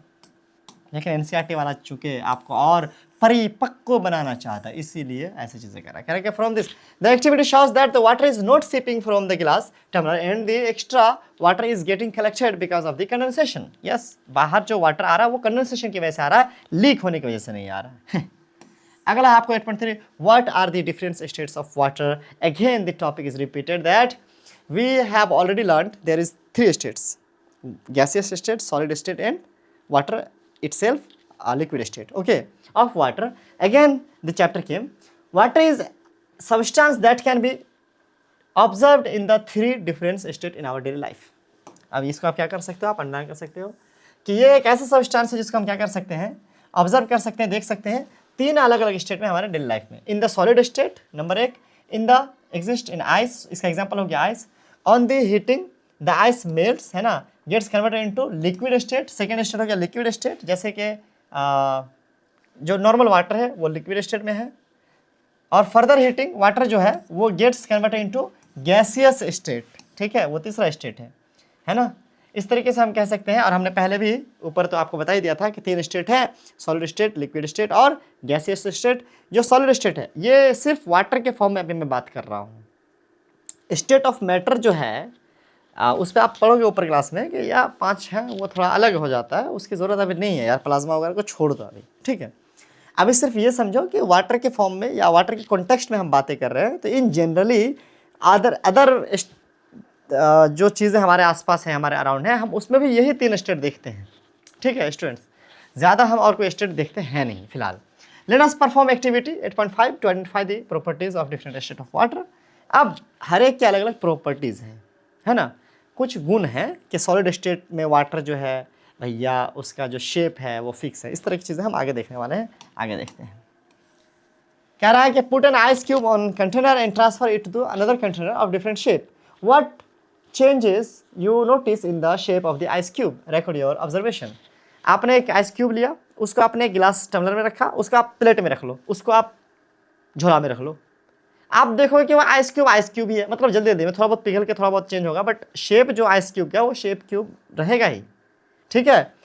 लेकिन आप pour the water from one container to other container, लेकिन अगर आप पानी लोगे, वाटर लिक्विड वाला, जो नॉर्मल पानी हम पीते वो वाला, उस पानी को अगर आप टम्बलर गिलास में रखे हो और तब उसका शेप गिलास जैसा है, उसको आप रख दो प्लेट में तो फैल के प्लेट जैसा हो जाएगा भैया।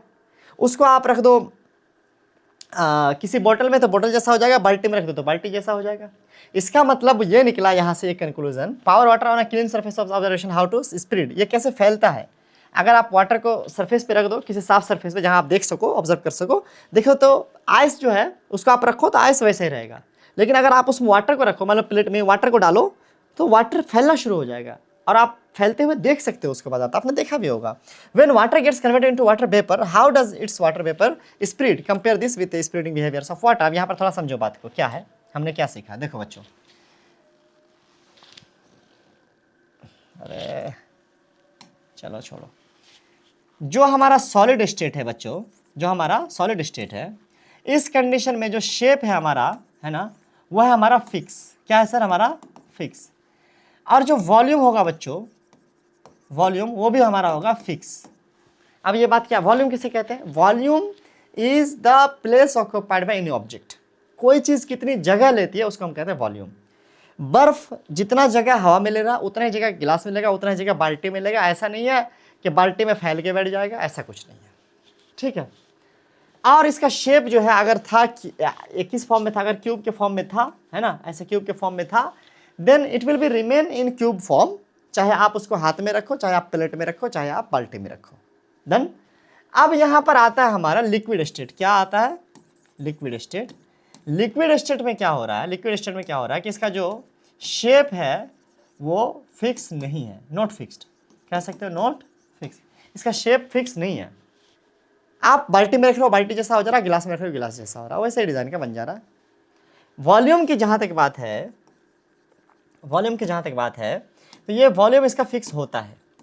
ऐसा नहीं कि एक गिलास पानी जग में जाने के बाद ज़्यादा जगह लेगी, नहीं, उतना ही जगह लेगी जितना गिलास में लेती है। ऐसा नहीं कि एक गिलास पानी बाल्टी में जाके ज़्यादा और जगह लेगी, नहीं, एक गिलास पानी एक गिलास के बराबर ही जगह लेगी, बाल्टी में भी जग में भी। वो अलग बात है कि डिज़ाइन चेंज हो जाएगा, फैल जाएगा।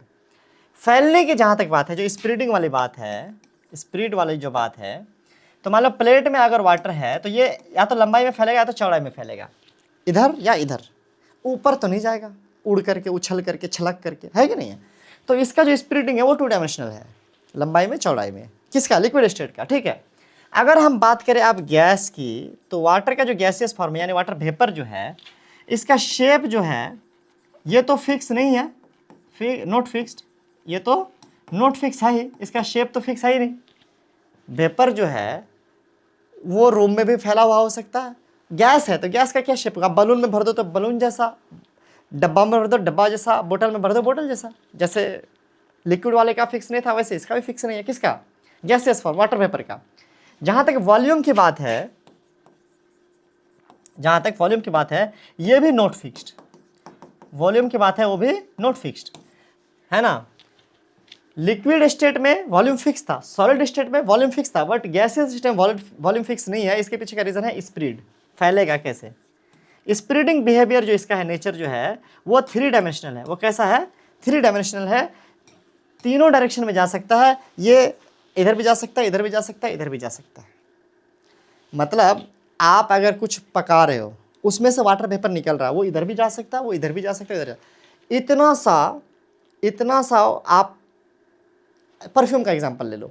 एक स्प्रे परफ्यूम आप ऐसे लगाते हो और वो आपके रूम में कॉर्नर में एक इंसान बैठा हुआ, उसको पता चल जाता है कि इसका जो स्प्रे है इसका कैसा स्मेल है। तो वो एक स्प्रे पूरे रूम में फैल गया, जो इतना बड़ा डब्बा में बंद है ना, जो इतना बड़ा छोटा सा डब्बा में कितना स्प्रे बंद है, और एक स्प्रे पूरे रूम में फैल गया। यानी वॉल्यूम वो डब्बा में कम जगह ले रहा था, बाहर निकलते ज़्यादा जगह ले रहा है। इसका मतलब वॉल्यूम फिक्स नहीं है। ठीक है, शेप की बात है, शेप भी फिक्स नहीं है। बोतल में रहेगा तो बोतल जैसा, बाहर रहेगा तो बाहर जैसा। चलिए, आई होप कि चीज़ें क्लियर होंगी। इसको आप चाहो तो नोट कर सकते हो। हैंड राइटिंग तो बहुत सुंदर है, आई नो, लेकिन मैनेज करो यार इसको। मैंने सब कुछ बोल बोल के लिखा है, तो आप क्या कर सकते हो, आप इसको नोट कर सकते हो अपने कॉपी में, अपने हैंड राइटिंग में। और ये काफ़ी इंपॉर्टेंट है, इसको आप रिपीट करके भी देख सकते हो, है ना। ऊपर क्लास तक आपको ये चीज़ काम आएगी, है ना। तो इसीलिए यहाँ पर वही चीज़ है, इसको यहाँ पर लिखना है जो मैंने वहाँ लिखा है। कह रहा what are the difference in the properties of water, solid, liquid and gaseous state. अब कुछ यहाँ पर दिया भी है, इसको पढ़ते हैं। क्या? आइस जो कि सॉलिड स्टेट है, it retains shape irrespective of the container in which it's placed, while water takes the shape of the container, ice does not flow or spread। कह रहा है क्या, जो सॉलिड स्टेट है जैसे आइस है, वो फैलेगा नहीं, वो किसी कंटेनर का शेप नहीं लेगा, वो चार कोना था तो चार कोना ही रहेगा, हाथ में भी गिलास में, वही बात। लिक्विड वाटर की बात कर रहा है कि flows and change its shape. Liquid water जो होता है वो बहता है और अपना शेप चेंज होता है इसका। Water does not have fix shape, इसका शेप फिक्स नहीं है, आप जिस यूटेंसिल में रखोगे वैसा हो जाएगा। It take up the shape of container in which it kept, जिसमें रखा गया वैसा हो गया। But the volume of the water remains constant. मैंने कहा वॉल्यूम मतलब कितनी जगह लेता है, दैट इज कांस्टेंट, वो बराबर ही है, चाहे आप कहीं पर भी रखो उसको। Does water also possess the property of speed, क्या ये फैलता है? जवाब है yes. Yes, water also the speed the property, है ना, while keeping the volume constant. हालांकि फैलता है, लेकिन ऐसा नहीं कि ज़्यादा जगह ले लेगा, शेप बदलेगा लेकिन जगह उतना ही लेगा। मेरी बात समझिए। यानी मैंने जैसे गिलास वाली बात की थी, एक गिलास पानी को अगर आप बाल्टी में रख लोगे तो ऐसा नहीं कि बाल्टी में उसने ज़्यादा जगह ले लिया, जगह उसने उतना ही लिया है। गिलास के पानी में इतना हाइट था आपका, बाल्टी में इतना ही हाइट होगा उसका, क्योंकि इधर फैला है। तो वो चीज़ है, फैलेगा लेकिन शेप कह रहे हैं, फैलेगा लेकिन वॉल्यूम सेम रहेगा। अब वेपर स्टेट के बारे में कह रहा है कि वाटर वेपर जो गैसेस स्टेट है, exhibit a property of spreading in the entire available space. वो हर तरफ फैलता है, हर तरफ फैल सकता है ना, ऊपर नीचे दाएं बाएं, 3D बोला मैंने। Gases do not possess a fix shape, इसका शेप भी फिक्स नहीं, मैंने क्लियर कर दिया ऊपर ही। Water vapour exist even at room temperature, है ना, though it is visible to us. क्या कह रहा है कि वाटर वेपर जो होता है वो रूम टेम्परेचर पे होता है, कभी कभी हम देख भी सकते हैं। It is present in the air around us, ये हमारे आसपास होता है, इनविजिबल है वैसे तो, लेकिन हमारे आसपास होता है। मैंने इस बारे में पहले बात कर लिया है अच्छे से। The water that evaporate during the process like drying the clothes or mopping the floor contribute to water vapor in the air around us। अब क्या कह रहा है कि हमारे आसपास ये हवा में आया कहाँ से? हवा में जो वाटर वेपर है, मैंने पहले भी कहा, वो आया कहाँ से? तो आप जैसे कपड़ा ही सुखा रहे हो, है ना, तो वो कपड़ा जब सूखा तो उसका जो वाटर ड्रॉपलेट्स है वो क्या हुआ, आपके कपड़े से निकल कर कहाँ गया? हवा में ही गया। तो इस तरीके से हवा में आया। आप पोछा लगाए, पोछा लगा करके वाटर ड्रॉपलेट्स जो निकला फ्लोर से, वो कहाँ गया? वो भी एयर में गया। तो फिर ये जो एयर में ड्रॉपलेट्स हैं, बेसिकली वो हमारे ग्राउंड से ही जो है इवेपोरेट होकर के गए हैं और यहाँ पर हैं एयर में। वही चीज़ यहाँ पर कह रहा है। लुक अराउंड, है ना, look around and find some examples of solid substances. Some examples could be stones, wood and glass. Solid substance की बात कर रहा। What are their examples of liquid you can think of? Here are the examples milk and oil, think of 5 more examples. भाई liquid बहुत सारे होते हैं, तेल वेल भी हो सकते हैं, है ना, बियर वेयर भी हो सकता है। Have you ever notice that you can smell the food being cooked even without entering the kitchen? How does is the smell reach अस? अब ये अच्छा सवाल है। आप किचन नहीं गए बट आपको स्मेल पता चल गया कि किचन में बिरयानी बन रही है। भाई कैसे पता चला? बेसिकली क्या होता है कि किचन में जो खाना बन रहा होता है तो वहाँ से जो इवेपोरेट हो रहा होता है, इवेपोरेशन में जो वाटर ड्रॉपलेट्स हमारे खाने से आ रहा होता है, उसमें खाने का जो भी है कुछ स्मेल उस वाटर ड्रॉपलेट के जरिए से फैलता है गैसियस फॉर्म में। और वो हवा है और वो तो बहुत ज़्यादा फैलता है। मैंने कहा ना, एक सिंगल स्प्रे जैसे पूरे रूम में फैल सकता है, वैसे ही रूम के बगल में भी जा सकता है। तो हमारे कुकिंग के ड्यूरेशन में तो जो इवेपोरेशन होता है, वो इवेपोरेशन वाला वाटर जो वेपर है वो फैलता है आसपास, जो हमारे नाक में जब आता है तो हमारा नाक उसको सेंस कर लेता है कि अच्छा घर पे ये पक रहा है। तो इस तरीके से होता है। यहाँ पर क्या किया, it is because the smell of yummy food from cooking spread through the air reaches our nostril even we are not in the kitchen, kitchen में नहीं है लेकिन हमारे नाक तक पहुंच जाता है। What are the other examples of gases you can think of, what you, oxygen and carbon dioxide. Of course oxygen carbon dioxide में भी ऐसा होता होगा, और मैंने आपको एक एग्जांपल आपको परफ्यूम वाला भी दिया। अगरबत्ती का भी, अगरबत्ती आप कोने में लगा दो, दूसरे कोने में 1 मिनट के बाद पता चल जाएगा आपको बेसिकली क्या हुआ, स्प्रेड हुआ, वो गैसेस फॉर्म फैला वो, है ना। आगे बढ़ते हैं सर। कह रहा है कि how can we change the states of water, हम लोग कैसे बदल सकते हैं। So far we have learn that water can exist in solid, liquid and gases state. How can you change the state of water. यहाँ तक हमने सीख लिया कि ठीक है स्टेट ऑफ वाटर होते हैं, सॉलिड होता है, लिक्विड होता है, गैस होते हैं, यहाँ तक हमने सीख लिया। लेकिन ये कैसे आप सॉलिड को लिक्विड या लिक्विड की गैस कैसे बना सकते हो, इसके बारे में यहाँ पर कह रहा है। देखिए आगे देखिए, how can we quickly change ice, है ना, to its liquid state water. If we have to change, है ना, ice into water and water into water vapour, we have to supply heat to it. अब ये ऐसी basic चीज़ें हैं जो आपको पता होंगी, लेकिन फिर भी किताब के पॉइंट ऑफ व्यू से इंपॉर्टेंट है।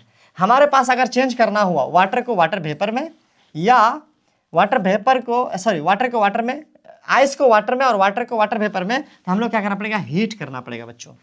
जाहिर सी बात है, आइस जो है, जो कोल्ड होता है, उसके जो आप रहते हो तो वो हीट की वजह से क्या होता है, मेल्ट होता है। अब मेल्ट होकर वो वाटर के फॉर्म में कन्वर्ट होता है। उसको फर्दर अगर आप क्या करोगे, हीट करोगे, तो वो क्या हो जाएगा, वेपर के फॉर्म में कन्वर्ट हो जाएगा। Okay, what should be done, water into ice, what should be done if you want to change water into ice. Water को आइस बनाना है तो कोल्ड करना पड़ेगा, उसमें से हीट को निकाल लेना पड़ेगा। कैसे, हम फ्रीजर के जरिए से इसे कर सकते हैं, रेफ्रिजरेटर में रख करके ऐसा कर सकते हैं। It can be done by placing water into a cold environment, ठंडी जगह पे रख सकते हैं, such as freezer. Water freezes and its converts into ice, है ना, सिंपल है। If you take the ice out of the freezer, its melts and convert into water again. अगर हम फिर उस फ्रीजर से बाहर निकाल लेंगे वाटर को, तो जो आइस के फॉर्म में कन्वर्ट होता है, अगेन किस में कन्वर्ट हो जाएगा, अगेन वो वाटर के फॉर्म में कन्वर्ट हो जाएगा, बिकॉज जो हीट है फिर वो एब्जॉर्ब करेगा। ठीक है। और इसका देखो, ये सब चीज़ में जो और डिटेल पढ़ेंगे ना आप, ऊपर क्लास में पढ़ोगे। ऐसी चीज़ नहीं कि ये चीज़ें खत्म हो गई यहीं पे 6 क्लास में, नहीं, 6 क्लास में खत्म नहीं हुआ, बल्कि 6 क्लास के बाद भी ये चीज़ें फिर कंटिन्यू रहेंगी। ठीक है, 7 क्लास हो, 8 क्लास हो, 9 क्लास हो, चीज़ें फिर से आएंगी, तो अगेन उसका जो डिटेल है ना, वहाँ पर ज़्यादा पता चलेगा। ओके, तो अभी आप बस थोड़ा सा पैसेंस रखो, अभी तो आपने 6 क्लास में शुरू करा है यार, है ना। साइंस की दुनिया तो बहुत अच्छी है यार, बहुत अच्छी है, बाप रे इतना मज़ा आता है। नहीं मज़ा, हाँ मज़ा ही आता है। खैर देख लेना यार अपने हिसाब से। It can be done by placing water, अच्छा चलो हो गया भैया। यहाँ पर एक जो है मोर फैक्ट दिया, देख लेते। Atmospheric water generator, AWG, atmospheric water generator, भाई एक बड़ा सा मशीन होता है, बेसिकली एयर में ही ऐसे लगा रहता है, और ये मशीन कलेक्ट करता है water, humid air, to produce drinkable water. भैया एयर से, हवा से कंडेंसेशन वाले प्रोसेस को अप्लाई करके, जो गिलास टम्बलर के बाहर जो हो रहा था, वाटर ड्रॉपर्स बन रहा था, है ना, कूल करके एयर का जो वाटर है, वेपर है, उसको कलेक्ट करके वाटर ड्रॉपर्स बना करके उसको एक जगह पाइप से निकाल करके उसको ड्रिंकेबल वाटर निकालता है। कहने का मतलब है कि हवा से वाटर एक्सट्रैक्ट करता है, हवा से। ठीक है, ये आप इसके बारे में और एक काम कर सकते हो, एटमॉस्फेरिक वाटर जनरेटर जो है आप सर्च कर सकते हो, और इसके और भी डिटेल जो है आप देख सकते हो कैसे काम करता है। यूट्यूब पे वीडियोस अवेलेबल हैं, गूगल पे बहुत सारे फोटोज़ वीडियोस आपको मिल जाएंगे, वेरी इजी, है ना, आप देख सकते हो, एक बार देख लेना, मज़ा आएगा। ठीक है, कंडेंसेशन ऑफ वाटर के बेस पे ही काम करता है।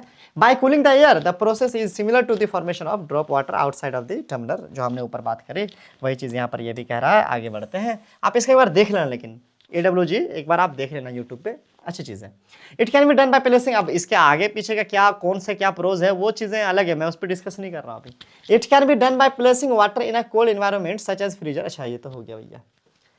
Can you think of any other example beside water that can change from solid to liquid, या ऑफ कोर्स और भी चीज़ें हैं जो सॉलिड लिक्विड होते हैं। मोमबत्ती का एग्जाम्पल देगा, देखो, अ candle which is made from wax, wax से बना हुआ कैंडल जो होता है इज, वो ऐसे सॉलिड फॉर्म में होता है। इज सच एग्जाम्पल, कह रहा है कि how can U turn candle wax into liquid, आप उसके हीट करोगे तो लिक्विड में कन्वर्ट होता है, आपने देखा होगा। How can we change the liquid wax back into solid, again से उसको क्या करो, कोल्ड कर दो तो अगेन से सॉलिड हो जाता है।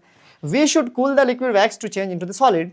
What are the other liquids you have seen which gets converted into solid, तेल देखा है मैंने, नारियल तेल जमते हुए देखा, हमने डालडा जमते हुए देखा है, डालडा है कि नहीं है। तो कह रहा है क्या, डालडा समझते हो आप लोग, नहीं समझते हो? मतलब एक तरह का फॉर्चून, मतलब फॉर्चून तो नहीं यार, मतलब ऑयल ही है एक तरह का, या घी भी ऐसा होता है, ऐसा बिहेव करता है। Have you ever seen coconut oil getting converted into solid? हाँ, कोकोनट ऑयल भी ऐसा बिहेव करता है, कोकोनट ऑयल जो सॉलिड हो जाता है, मेरे घर पे कोकोनट ऑयल यूज़ होता है।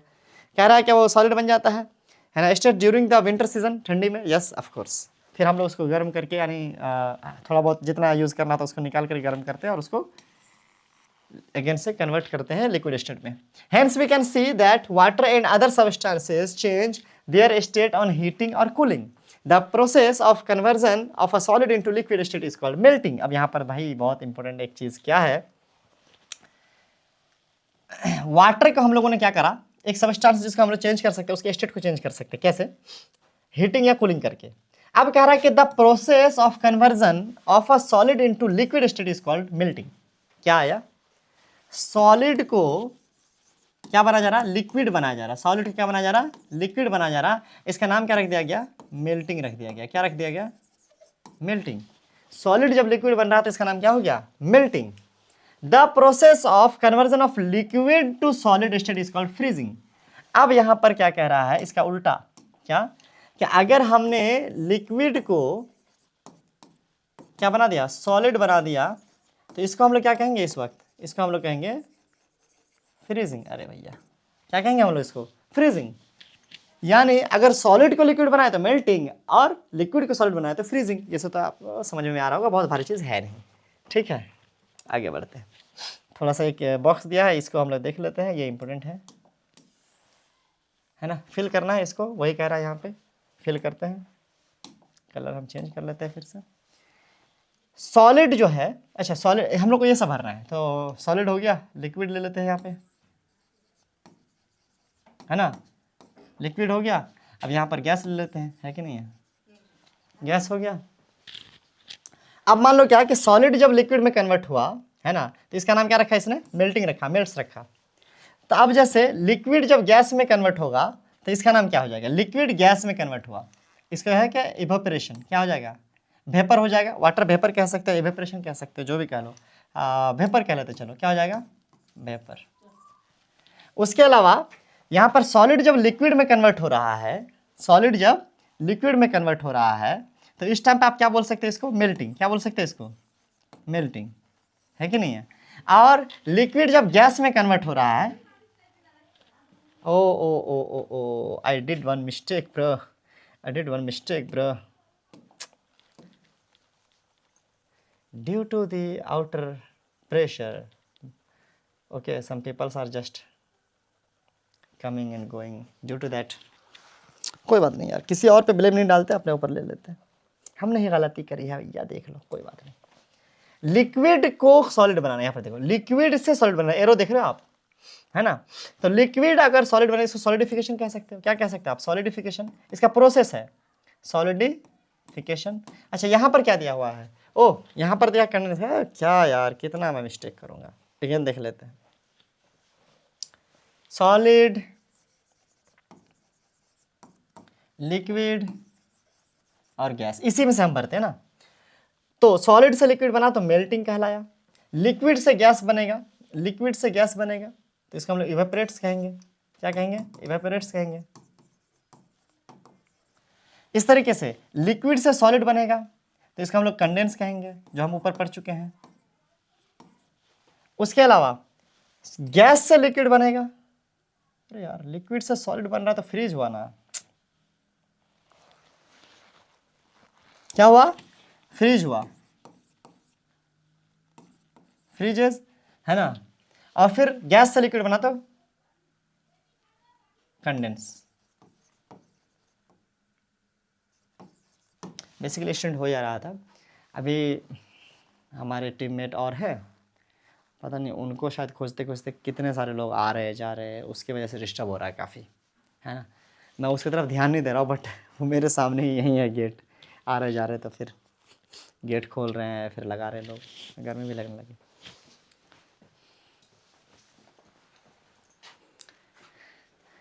तो आप इसको, अभी मैं भर चुका हूँ, तो इसको आप क्या कर लेना, इसको आप लिख लेना अपने हिसाब से, ठीक है बच्चों। आप भी क्या करना, इसको लिख लेना, अपनी किताबें भर लेना, इसको अच्छे से याद कर लेना। इस चीज़ को, क्योंकि इसके अराउंड जो है बहुत सारे क्वेश्चंस बन सकते हैं और एग्जाम में आपसे पूछे जा सकते हैं। How can water be evaporated faster और स्लोवर, कैसे वाटर के इवेपोरेशन कभी तेज और कभी स्लो होता है, इसको हम लोग देखते हैं। एक एक्टिविटी दिया in section 8.1 we have learned about evaporation, let us explore more. Observe your surroundings, what are the condition that affect, है ना, हाउ फास्ट वाटर इवेपोरेट्स। अब हम बहुत इंपॉर्टेंट टॉपिक एक सीखने वाले हैं कि वाटर वेपर का रेट जो है, यानी ये कब ज़्यादा होगा और कब कम होगा, वो सीखने वाले हैं। What differences do you see in the evaporation in cold days versus hot day, ठंडी में किस तरीके का इवेपोरेशन होता है, कपड़ा जल्दी नहीं सूख रहा होता है, गर्मी में जल्दी सूख जाता है, तो हमें इससे पता चलता है कि गर्मी में ज़्यादा हो रहा है evaporation. Discuss with your friends the following words में हेल्प यू, फैन हो गया, ड्राइंग क्लोथ्स हो गया, स्वेटिंग हो गया, है ना, विंडी डे हो गया, हॉट डे हो गया, आएगा आगे, तो हम लोग आगे देख लेते हैं, डायरेक्ट क्या कर लेते हैं, एक्टिविटी देख लेते हैं। इस एक्टिविटी में क्या करने के लिए आपको कहा गया है कि एक स्मॉल कैप, बोतल का कैप ले लेना, उसमें आपने भर लेना है पानी, ठीक है, या सैनिटाइजर भी आप ले सकते हो, पानी ही ले लो, और थोड़ा वाटर ले लो प्लेट में। अब यहाँ पर क्या कहा, मान लो आपका ये कैप है बोतल का, इसमें आपने पानी ले लिया, और एक प्लेट में भी क्या करना है, उतना ही वाटर लेना है। एक मिनट, मैं गेट को थोड़ा क्लोज कर दूं, साउंड आ रहा है।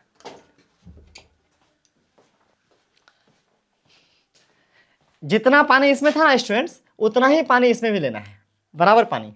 अब आपको क्या करना है, keep the both them near each other, एक ही अगल बगल में ऐसे रख देना, जहाँ पे यहाँ पे रख दिया, रूम के अंदर ही रख दो मान लो, ठीक है। उसके बाद आप ना थोड़ी देर के बाद देखो, मतलब 1 घंटे के बाद देखो सपोज करो, या कुछ देर के बाद देखो, ऑब्जर्व करो, या 2 घंटे के बाद देखो, या 3 घंटे के बाद देखो, आप क्या देखोगे, इसका पानी तो खत्म हो गया भैया, इसका पानी है ये है ना। इससे हम लोग क्या निकाल सकते हैं, what condition did we kept the same, what did change in this investigation, what did we measure. अब क्या बोल रहा है, क्या सेम, क्या था, सेम था दोनों का प्लेस, एक ही जगह हमने रखा, हमने रूम में रखा, ये प्लेस सेम था, अमाउंट ऑफ वाटर भी सेम था, उसमें भी एक ये बोतल का कैप के बराबर था, इसमें भी उतना ही था, अमाउंट ऑफ वाटर क्या था, सेम था, सेम अमाउंट ऑफ वाटर भी है, सेम अमाउंट ऑफ वाटर, और जो टेम्परेचर है, क्योंकि हमने दोनों को रूम में रखा था, तो टेम्परेचर वाज आल्सो क्या था, also same, temperature was also same. इस कंडीशन में ये था, इसका आंसर ये हुआ। चेंज क्या देखने को मिला, चेंज था साइज, इसका साइज था हमें स्मॉलर था ये इसके कंपेयर में, इसका सरफेस जो है, सरफेस मतलब ऊपरी हिस्सा, इसका सरफेस, ये सरफेस हुआ, सरफेस ऊपरी हिस्सा, सरफेस इसका था थोड़ा हिस्सा कैप का, पानी तो बराबर था लेकिन सरफेस थोड़ा हिस्सा, इसका सरफेस बहुत था, फैला हुआ था, सरफेस एक प्लेट बड़ा सा फैला हुआ था।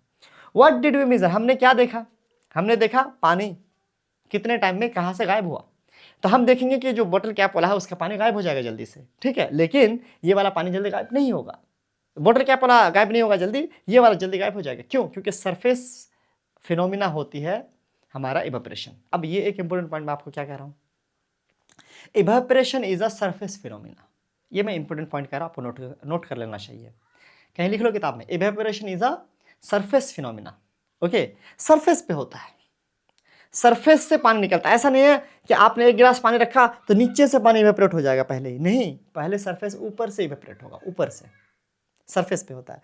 अब सरफेस जितना ज्यादा होगा इवेपोरेशन उतना ज्यादा होगा, क्योंकि पूरे सरफेस में इवेपोरेशन होगा।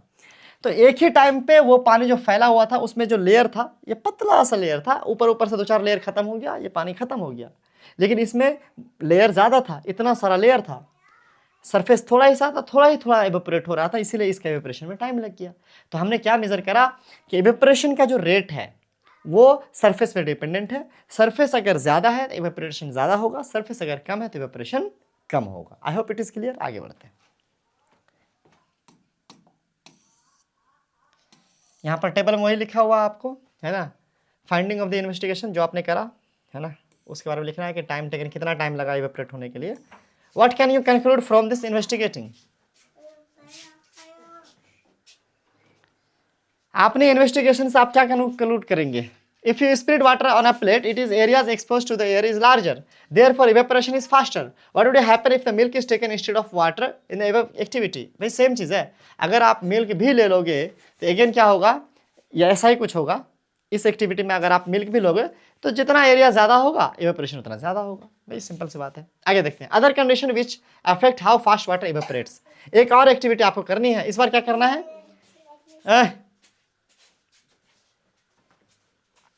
कह रहा है what are the other condition which you can affect how fast where will evaporate, what would you change, what would you keep the same, है ना, perform this activity, use table 8.5 and record the data and discuss your observation. ठीक है, आपको again क्या करना है, एक investigation करना है, अगेन आपको करना है, इसके लिए नीचे दिया गया वही वाला देखते हैं direct. Condition that is change, इस बार हम लोग चेंज करेंगे कंडीशन, क्या प्लेस चेंज करेंगे। ठीक है, टाइम टेकन कंप्लीट इवेपोरेशन, कितना टाइम लगा, other than the condition you have explored to find how water can be made from made evaporate faster और slower, you can also conduct activity 8.2 explore. यहाँ पर एक activity दिया गया 8.8, इसमें क्या करना है आपको, फिर से वैसे ही 2 कैप बोतल लेने हैं, यानी इस बार भी मान लो ये एक बोतल का कैप है, ठीक है, और ये भी एक बोतल का कैप है, सेम साइज का है सपोज करो, दोनों में आपको क्या कर लेना है, पानी भर लेना है। ठीक है, power equal amount of water in each cap, दोनों में हमने बराबर पानी भर लिया। Place one of the cap in sunlight, है ना, जैसा कि फोटो में दिखाया गया, और दूसरा जो है आप उसको शेडो में रख देंगे। देखो ये हमने ऐसा रख दिया है, यहाँ पर क्या है, एक को हमने रख दिया शेडो में और एक को हमने रख दिया सनलाइट में, धूप में रख दिया है। इस बार दोनों में अमाउंट ऑफ वाटर क्या है, सेम है, अमाउंट ऑफ वाटर दोनों में सेम है। अब इस कंडीशन में जो इवेपोरेशन होगा, इसमें आपको ऑब्जर्व करना है कि कौन जल्दी इवेपोरेट हो जाता है और कौन लेट से इवेपोरेट होता है, यहाँ पर देखना है। ठीक है, यहाँ पर वही चीज़ें क्वेश्चन जो आपको की गई है। अरे भाई कह रहा है क्या, record the time taken for the water to completely evaporate in each case, you can also repeat this activity on a windy और rainy day and record your observation. आप इसको दूसरे डे के कंडीशन में क्या कर सकते हो, ऑब्जर्व कर सकते हो, क्या दूसरे दिन भी ऐसा सेम ही टाइम लेता है। Water evaporates faster from the cup kept in sunlight, है ना, compare to the cup kept in shade. जो सनलाइट में रखा गया है इसका वाटर जल्दी इवेपोरेट हो जाएगा, जो शेड में रखा गया है उसका वाटर लेट से इवेपोरेट होगा। अब इसके पीछे का रीजन क्या है ना, it is a common observation that clothes dry faster on the sunny day. आप ऐसे भी कह सकते हो कि धूप में क्या होता है, जल्दी से पानी सूख जाता है, कपड़ा आपका जल्दी सूख जाता है, लेकिन ठंडे दिनों में ऐसा नहीं होता है। ऐसे कह रहा है कि डू क्लोथ्स ड्राई फास्टर और slower on the windy day, और हवा वाले दिनों में क्या होता है। अच्छा पहले इसका जवाब आप समझ लो, शैडो में और सनलाइट में क्या फर्क था, टेम्परेचर का फर्क था बच्चों। अमाउंट ऑफ वाटर इस बार भी सेम था, ठीक है, इस बार प्लेस अलग अलग था, टेम्परेचर अलग अलग था। तो जहां पर टेम्परेचर ज्यादा होगा वहां पर इवेपोरेशन ज्यादा होगा। एक चीज सरफेस, एक चीज टेम्परेचर। हमने क्या देखा, अगर सरफेस ज्यादा है तो इवेपोरेशन ज्यादा है, अगर टेम्परेचर ज्यादा है तो भी इवेपोरेशन ज्यादा है, टेम्परेचर कम है तो इवेपोरेशन कम है। अगला सवाल किया गया कि अगर विंडी डे है, हवा ज्यादा हो तब क्या होगा। इस कंडीशन में भी अगर, इसीलिए हम लोग तो सरफेस बढ़ाने के लिए हम लोग कपड़ा को फैलाते हैं, सरफेस बढ़ जाता है उसमें, धूप में डालते हैं टेम्परेचर बढ़ जाता है उसमें, दोनों से क्या हो गया, इवेपोरेशन फास्टर हो गया। अगर कंडीशन ये है कि, है ना, हमने विंडी डे में हवा चलने वाले दिन में कपड़ा रखा, उस वक्त क्या होगा। तो बेसिकली क्या होता है, जैसे मान लो हमने कहा सरफेस फिनोमिना है, अब ये कपड़ा है, इसके सरफेस पे इवेपोरेट हुआ, पानी इसके ऊपर आया, हवा इसको उड़ा ले गया, तो अगेन ये ज़्यादा फ्री हुआ बाकी मोलिक्यूल्स ऊपर आने के लिए। तो हवा चलने से भी क्या हो जाएगा सर, इवेपोरेशन बढ़ जाएगा, वो भी चीज़ हम देखेंगे अभी। ठीक है, it is once again a common observation that clothes dry faster on windy day. जब हवा चलती है तो ज़्यादा फास्ट होता है, with increase in the movement of the air water evaporates faster. अब जाहिर सी बात है कि जब, है ना, हवा बढ़ेगी तो कपड़ा जल्दी सूखेगा। अब यहाँ पर it is also common observation that cloth dry slowly on the rainy day. अब ये भी जानते हैं आपके रेनी डे में क्या होता है, क्लोथ स्लोली सूखता है ना, रेनी डे में क्लोथ स्लोली सीखता है। उसके अलावा, है ना, water evaporates slowly if the amount of water in the air is already high, means humidity, water evaporates slowly। अब यहाँ पर क्या कह रहा है, ये भी चीज़ समझो, क्या कि अगर ह्यूमिडिटी ज़्यादा है, मैंने आपको क्या कहा था, ह्यूमिडिटी का मतलब होता है कि किसी एयर में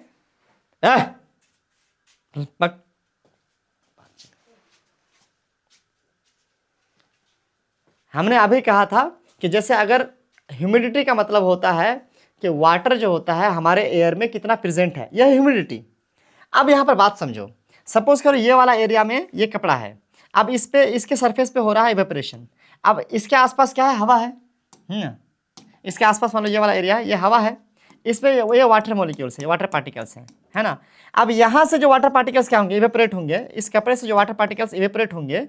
अब ये वाटर पार्टिकल्स पहले से मौजूद है ह्यूमिडिटी की वजह से, अगर यहाँ पर पहले से ही वाटर पार्टिकल्स ज़्यादा होंगे तो ये वाटर पार्टिकल डिस्टर्ब होंगे उससे और ये इजीली ऊपर उड़ नहीं पाएंगे। लेकिन एट द सेम टाइम अगर इधर क्या होंगे, पार्टिकल्स कम होंगे तो इसके पास स्पेस होगा, ये आसानी से ऊपर जा सकेगा, है ना। अब क्या होगा कि ह्यूमिडिटी अगर ज़्यादा हो गई तो डिस्टर्बेंस बढ़ेगा, ह्यूमिडिटी अगर कम होगी तो डिस्टर्बेंस कम होगा। वाटर पार्टिकल्स आसानी से ऊपर जा सकेगा। अब देखो हवा चलेगा तो जैसे ऊपर उड़ा उसको हिलाएगा, ऐसे हटाएगा, उसके वजह से भी क्या होगी, ह्यूमिडिटी में एक इफेक्ट पड़ेगा। तो हम लोग यहाँ पर ये कह सकते हैं कि अगर ह्यूमिडिटी ज़्यादा हुई तो इवेपोरेशन कम होगा, स्लोवर होगा। ऐसे ह्यूमिडिटी अगर कम हुई तो इवेपोरेशन फास्टर होगा। ठीक है बच्चों, इस तरह से विंड अगर ज़्यादा रहा तो भी जो हमारा इवेपोरेशन है वो फास्टर होगा, और विंड अगर कम रहा है ना तो इवेपोरेशन स्लोवर होगा। चलिए आगे बढ़ते हैं। एक बहुत इंपॉर्टेंट है वो है कूलिंग इफेक्ट। अब कूलिंग इफेक्ट किसे कहते हैं? कह रहा है कि आवेज mother purchased a new matka, है ना, earthen pot to the replace the stainless steel pot for the storing drinking water, है ना। बंद करो उसको, बंद करो उसको।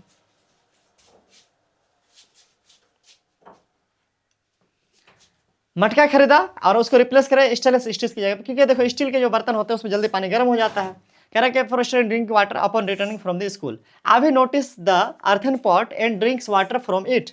Avi expresses surprise and asks, why is the water in the earthen pot is so cold? I've never observed water getting cold in a stainless steel pot. What do you think, है ना, is the reason?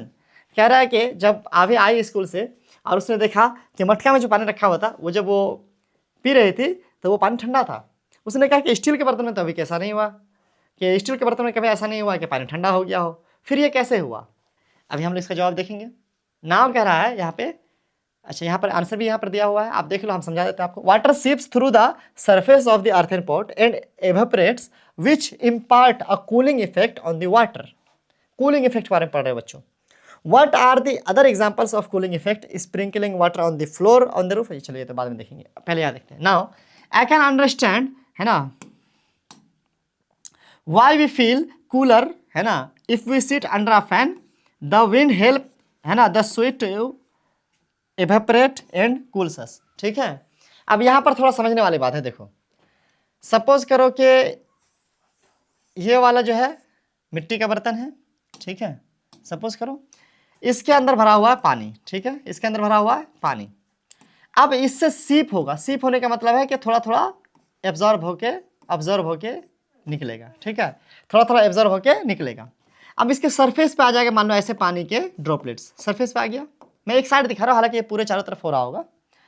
अब क्या होगा कि जब गर्मी बाहर से पड़ेगी, जब गर्मी बाहर से पड़ेगी तो वो गर्मी जो इसको अंदर के पानी को हीट करता वो नहीं कर पाएगा, क्योंकि वो बाहर के इस वाले पानी को हीट करेगा, बाहर के इस वाले पानी को हीट करेगा और ये पानी इवेपोरेट होकर उड़ जाएगा। तो ये गर्मी अंदर के पानी को गर्म न करके बाहर वाले पानी को इवेपोरेट कर रहा है, जिसके वजह से यहाँ पर एक कूलिंग इफेक्ट क्रिएट हो रहा है। या ये भी कह सकते हैं कि अंदर के जो पानी में जो कुछ इवेपोरेशन होगा वो भी इसको कूल करेगा। ठीक है, अब एक और एग्जांपल से समझिए। हम मान लीजिए कि अभी टी शर्ट पहने हुए हैं, पसीना आया, ये भीगा, तो हमारे बॉडी में जो टेम्परेचर है, हमारा बॉडी का टेम्परेचर इस टी शर्ट के ऊपर के सरफेस वाले वाटर को इवेपोरेट करने में हेल्प करेगा। जब ये इवेपोरेट होगा ये वाटर, तो हमारे बॉडी का टेम्परेचर कम होगा। क्यों? क्योंकि उस टेम्परेचर का यूज करके इस स्वेटर ने, सॉरी, इस टी शर्ट ने क्या करा, इवेपोरेशन करा। तो इवेपोरेशन क्यों हुआ? उस हीट की वजह से जो हमारे बॉडी से ऑब्जर्व किया गया था। तो हमारे बॉडी का हीट को ऑब्जर्व करेगा तो हमारे बॉडी में हीट क्या होगा, कम होगा। तो इस तरीके से ये जो हमारा बॉडी ठंडा फील होता है इसको हम लोग कहते हैं कूलिंग इफेक्ट। समझ गए बात को? आई होप कि आपने समझा होगा, एक बार रिपीट करके देख लो अगर नहीं समझे हैं तो। इस तरीके से और भी एग्जांपल कह रहा है कि sprinkling water on the floor on the roof. Summer season में अगर आप छत के ऊपर पानी डालते हैं तो ठंडा होता है छत। क्यों? छत की गर्मी को वो पानी यूज करता है और इवेपोरेट हो जाता है, यानी वो लेके उड़ जाता है। तो छत की गर्मी कम हुई ना, इस वजह से वो कूल होता है। समझे बात को? तो कूलिंग इफेक्ट बेसिकली ऐसे ही काम करता है। ठीक है, आगे बढ़ते हैं। इस तरीके से आप कह रहा है कि अगर आप अपने हैंड में सैनिटाइजर डालते हो तो भी आप कूल फील करते हो। रीजन है, आपने हैंड में सैनिटाइजर डाला और ये सैनिटाइजर क्या होगा, आपके हैंड के, है ना, हीट को लेकर के इवेपोरेट होगा। ये सैनिटाइजर क्या करेगा, आपके हैंड के हीट को लेकर इवेपोरेट होगा, जिसकी वजह से इसमें हम लोग को कूल फील होगा। This is also cooling effect. Okay बच्चों, let us perform activity 8.9 to observe the cooling effect of making a simple electricity free model of pot in pot cooler। अब आप यहाँ पर क्या कर सकते हो, आपको एक एक्टिविटी दी गई है, यहाँ पर आपने कूलर बनाना है अपने से। बहुत सिंपल है ना, और बहुत अच्छा है। देखो, एक बड़ा वाला ऐसा ले रहा है, ये बड़ा वाला एक पॉट है मिट्टी का, एक छोटा वाला पॉट लेना है जो अंदर की ओर है, ठीक है। बीच में बालू वालू भर देना है, बालू को भिगा देना है पानी से, और इसको कवर करने के लिए एक लीड ले लेना है, ढक्कन। अब आपका ये हो गया तैयार। इसमें आप थोड़ा ठंडा होने के लिए छोड़ दो, सब कुछ डाल के ऐसा सिस्टम बना दो, मतलब एक पॉट के अंदर एक और पॉट, पॉट इन पॉट, ठीक है। और फिर इसके अंदर आप कोई भी सब्जी वब्जी रखो, अब आप इसको कवर कर दो, ठीक है। तो आप देखोगे कि ये सब्जी हफ्ते हफ्ते दिनों तक ताज़ा रह सकता है। बीच में आपको ख्याल क्या करना पड़ेगा कि ये जो बालू है, इसमें जो सैंड है, उसमें आप क्या कर सकते हो, पानी वानी डालते रहना थोड़ा थोड़ा, ठीक है। तो इसमें ये सैंड की वजह से क्या होगा कि बाहर का जो हीट है ना, बाहर का जो हीट है ना, वो अंदर की और चीज़ों को हीट नहीं कर पाएगा, क्योंकि यहीं से इवेपोरेशन हो करके, इसी के बाहर बाहर इवेपोरेशन हो करके वो हीट मैनेज हो जाएगा, और अंदर की चीज़ें जो हैं वो हीट होने से बचेंगी, जिसकी वजह से सब्जी ताज़ा रहेगा, ठीक है। आप ये घर पे बना सकते हो। Allow 4 to 5 hours for the mini pot in pot cooler to cool down. इसको ठंडा होने के लिए टाइम दीजिए। The time range can be influenced by the many conditions. Observe and discuss how to creates cooling effect inside the pots. Keep some vegetables and fruits in and observe for a week while a day basis to check for the freshness of the vegetables and fruits keep inside the cooler. You will have to add water regularly to keep the sands moist. आपको वही चीज़ कह रहा है कि आपको बालू को moist रखने के लिए उसमें थोड़ा थोड़ा पानी डालते रहना पड़ेगा। हफ्तों दिन तक आप देख सकते हैं, ऑब्जर्व कर सकते हैं कि इसमें चीज़ें क्या रहेंगी, अच्छे से फ्रेश रहेंगी, ठीक है। You will have to water, चाहिए हो गया। For how many days can the vegetables and fruits be kept fresh in it? आपको ये ऑब्जर्व करना है कि आपके एरिया में कितना दिन तक रह सकता है। What are the conditions which can affect the, है ना, which can affect the number of these days, है ना। What else can be used in place of sand, है ना, for better cooling? और भी हम क्या यूज़ कर सकते हैं, कुछ और यूज़ कर, सीट यूज़ कर सकते हैं, साइकिल वाला जो सीट होता है ना, फॉर्म टाइप का, वो यूज़ कर सकते हैं, है ना, जो इसको कूलिंग करेगा। उसके अलावा आगे देखते हैं। You all may be familiar with this unique clay pot which is called सुराही। आप लोग ये भी देखे होंगे, सुराही जिसको कहा जाता है, उसमें भी इसी तरह की चीज़ें होती हैं, और ये क्या करता है, पानी को ठंडा रखता है। इसका यूज़ पहले ज़माने में खूब ज़्यादा होता था, अब तो फ्रीजर आ गए हैं। You all may be familiar with this unique clay pot which is called surahi. In summers surahi is use to keep water cold. अब ये पहले यूज होता था, अब तो कम होता है। How do clouds give us rain? अब यहाँ पर भी एक अलग से टॉपिक शुरू हो रहा है कि क्लाउड्स हमें रेन कैसे देते हैं, ठीक है। कह रहा है condensation plays a significant role in the process of bringing evaporate water back to the earth. Condensation यहाँ पर भी इंपॉर्टेंट है कि वो पानी को वापस लेके आता है अर्थ पर। वही चीज़ें होंगी फिर से, अभी हम देखेंगे। क्या कह रहा है, how does this happen? When air moves higher above the Earth's surface, it becomes cooler and cooler. At certain heights, air gets cold, as cool that the water vapor in the turns into droplets, which are generally formed around dust particles. अब यहाँ पर एक बहुत important information दी गई है कि देखो, water vapour यहाँ से इवेपोरेट हुआ, वाटर वेपर इवेपोरेट हुआ कहाँ से, सरफेस से, चाहे वो तालाब से हो, पोखर से हो, आपके कपड़े से हो, कहीं से हो। इवेपोरेट होने के बाद ऊपर गया, क्योंकि वो हल्की होती है ना, जो हल्की चीज़ होती है ऊपर जाती है। इसके बारे में डिटेल ऊपर क्लास में आप पढ़ोगे। ऊपर जाने के बाद जैसे जैसे ऊपर जाते जाओगे, आप भी अगर आप 200-300 मीटर ऊपर जाओगे तो आप ठंडा फील करोगे। तो जैसे जैसे ऊपर जाता है तो उसका हीट खत्म हो जाता है। एक तो हीट एनर्जी का यूज़ करके ऊपर जा रहा होता है तो उसका हीट क्या हो जाता है, कम हो जाता है। ऊपर में वैसे भी एटमॉस्फेयर ठंडा है तो वहाँ और वो ठंडा हो जाता है। तो वो जो वाटर ड्रॉपलेट्स थे जो यहाँ पर इनविजिबल था, वो आपस में मिलना शुरू हो जाते हैं। और खास करके कहा जा रहा है क्या कि डस्ट के अराउंड, सपोज कर एक डस्ट पार्टिकल हमने ले लिया, देखो इस पर ध्यान दो, एक डस्ट पार्टिकल हमने ले लिया, इसके अराउंड वाटर फिर क्या करते हैं, ड्रॉपलेट्स बनाते हैं। यानी वाटर ड्रॉपलेट्स जो बनता है बारिश में, वो किसी डस्ट के अराउंड बनता है। दिस इज इंपॉर्टेंट, ठीक है। These small droplets float in the air and form clouds. अब ये droplets, छोटे छोटे droplets फिर आपस में मिलते हैं और बादल बनाते हैं। और कह रहा है many droplets join together to form bigger drops of water. So some drops gets heavy that start falling. फिर ये सब बहुत सारे मिल जाते हैं और भारी हो जाते हैं और फिर ये गिरना शुरू हो जाते हैं। इस तरीके से बारिश होती है ना। These falling water drops are what we call rain. यहाँ पर पूरी तरीके से एक डिटेल जो है दिया गया है कि बारिश कैसे होती है। इसको आप घर पे एक बार ज़रूर फिर से रीड कीजिएगा। कह रहा है कि why does the air containing water vapour go up in the atmosphere, है ना, thin layer of air that surrounds the earth. Atmosphere का मतलब यहाँ पे बता रहा है कि हमारे अर्थ के आसपास में एक लेयर है एयर का, उसको हम लोग एटमोस्फियर कहते हैं। तो आखिर ये जो वाटर वेपर है वो ऊपर क्यों जाता है? अब यहाँ पर कह रहा है एज वी नो गैस, है ना, gas balloons containing lighter gases go up in the air. Similarly, water vapor is lighter than the air, cause it rise. जैसे कि ऐसा बलून जिसमें हीलियम गैस वगैरह भरा हुआ रहता है, हाइड्रोजन गैस वगैरह भरा रहता है, उसको आप ऐसे उड़ाओगे तो उड़ जाएगा हवा में। आपने देखा भी होगा उड़ते हुए बलून बहुत ऊपर। बेसिकली वो नॉर्मल इस हवा से हल्का है, जिसकी वजह से ऊपर चला गया। जैसे अगर आप तेल पानी को मिलाते हो तो तेल ऊपर चला जाता है, पानी नीचे रह जाता है। रीज़न कि तेल हल्का है पानी से, डेंसिटी वगैरह भी रीज़न है, देखेंगे बाद में। अब यहाँ पर कहा जा रहा है क्या कि जैसे कि हम वाटर ड्रॉपलेट्स की बात करें तो वाटर ड्रॉपलेट्स जो बहुत छोटे छोटे होते हैं, बेसिकली वो हवा से भी हल्के होते हैं, जिसकी वजह से वो हवा से ऊपर जाते हैं। वाटर ड्रॉपलेट्स हवा से ऊपर जाते हैं बच्चों, ठीक है। इसीलिए हम लोग जो है कहते हैं कि वाटर ड्रॉपलेट्स उड़ के ऊपर चला गया और ऊपर जाकर के क्लाउड फॉर्म करा और जो भी है बला बला बला। Under a special condition, it might also fall as hail or snow. Avi enjoys the rain and creates a poem. You can complete the poem and present in your class. कह रहा है क्या कि ये फिर कभी ओला के रूप में, कभी बर्फ के रूप में, या कभी स्नो के रूप में भी गिरता है। आपने देखा होगा ठंडे इलाके में बर्फबारी हो रही होती है, बेसिकली वहाँ पर भी यही वाटर वेपर के ड्रॉपलेट्स जो होते हैं वो हेवी हो जाते हैं, जिसकी वजह से उस फॉर्म में गिर रहे होते हैं। वहाँ पर हेवी इसलिए होता है क्योंकि वहाँ पर कोल्ड जो होता है, कोल्डनेस जो होता है ज़्यादा होती है। यहाँ पर अभी इंजॉय करता है रेन को, अक्सर सभी इंजॉय करते हैं, आप भी इंजॉय करते होंगे। यहाँ पर एक पोएम लिखा अभी ने, इसको जो है आप कंप्लीट कर सकते हैं और भी बढ़ा सकते हैं और पढ़ सकते हैं, इंजॉय कर सकते हैं। I wonder so which path does water choose to go, I wonder, oh I wonder so when does it snow, I wonder, oh I go to wonder call, है ना, how does rain fall, I wonder, है ना, ponder and dream each day as water's journey takes its way। ठीक है, आप पढ़ना, इसको enjoy करना यार। पोएम दिया बच्चों, कर लेना, याद कर लेना। ले हो गया, आगे बढ़ते हैं। अब एक्टिविटी 8.10 दिया है, demonstrate the role of dust particle in the formation of clouds. मैंने पहले कहा कि डस्ट पार्टिकल का रोल इंपॉर्टेंट है। देखिए यहाँ पर क्या दिया है, एक इस वाले में आपको ऐसे बता देता हूँ। आपको एम्प्टी 1 लीटर प्लास्टिक लेना, 1 लीटर प्लास्टिक का बोतल लेना है, उसमें आपको थोड़ा पानी भरना है, मतलब पूरा पानी नहीं भर देना है, उसमें आपको 1 गिलास पानी भर देना, 200 ml पानी भर देना। उसके बाद उसको अच्छे से बंद कर देना उस बोतल को, और उसका बहुत अच्छे से एकदम बहुत प्रेशर से, है ना, 2-3 मिनट तक ऐसे दबाना और छोड़ना, 2-3 मिनट दबाना और छोड़ना। किसको? उस वाटर बोतल को, है ना। उसके बाद आप क्या करना, कुछ नहीं होगा, space above the water in the bottle. अब आप इसको कुछ ऑब्जर्व द स्पेस, मतलब जो खाली जगह, पानी तो आपने 200 ml भरा था ना, 1 लीटर का बॉटल था ना।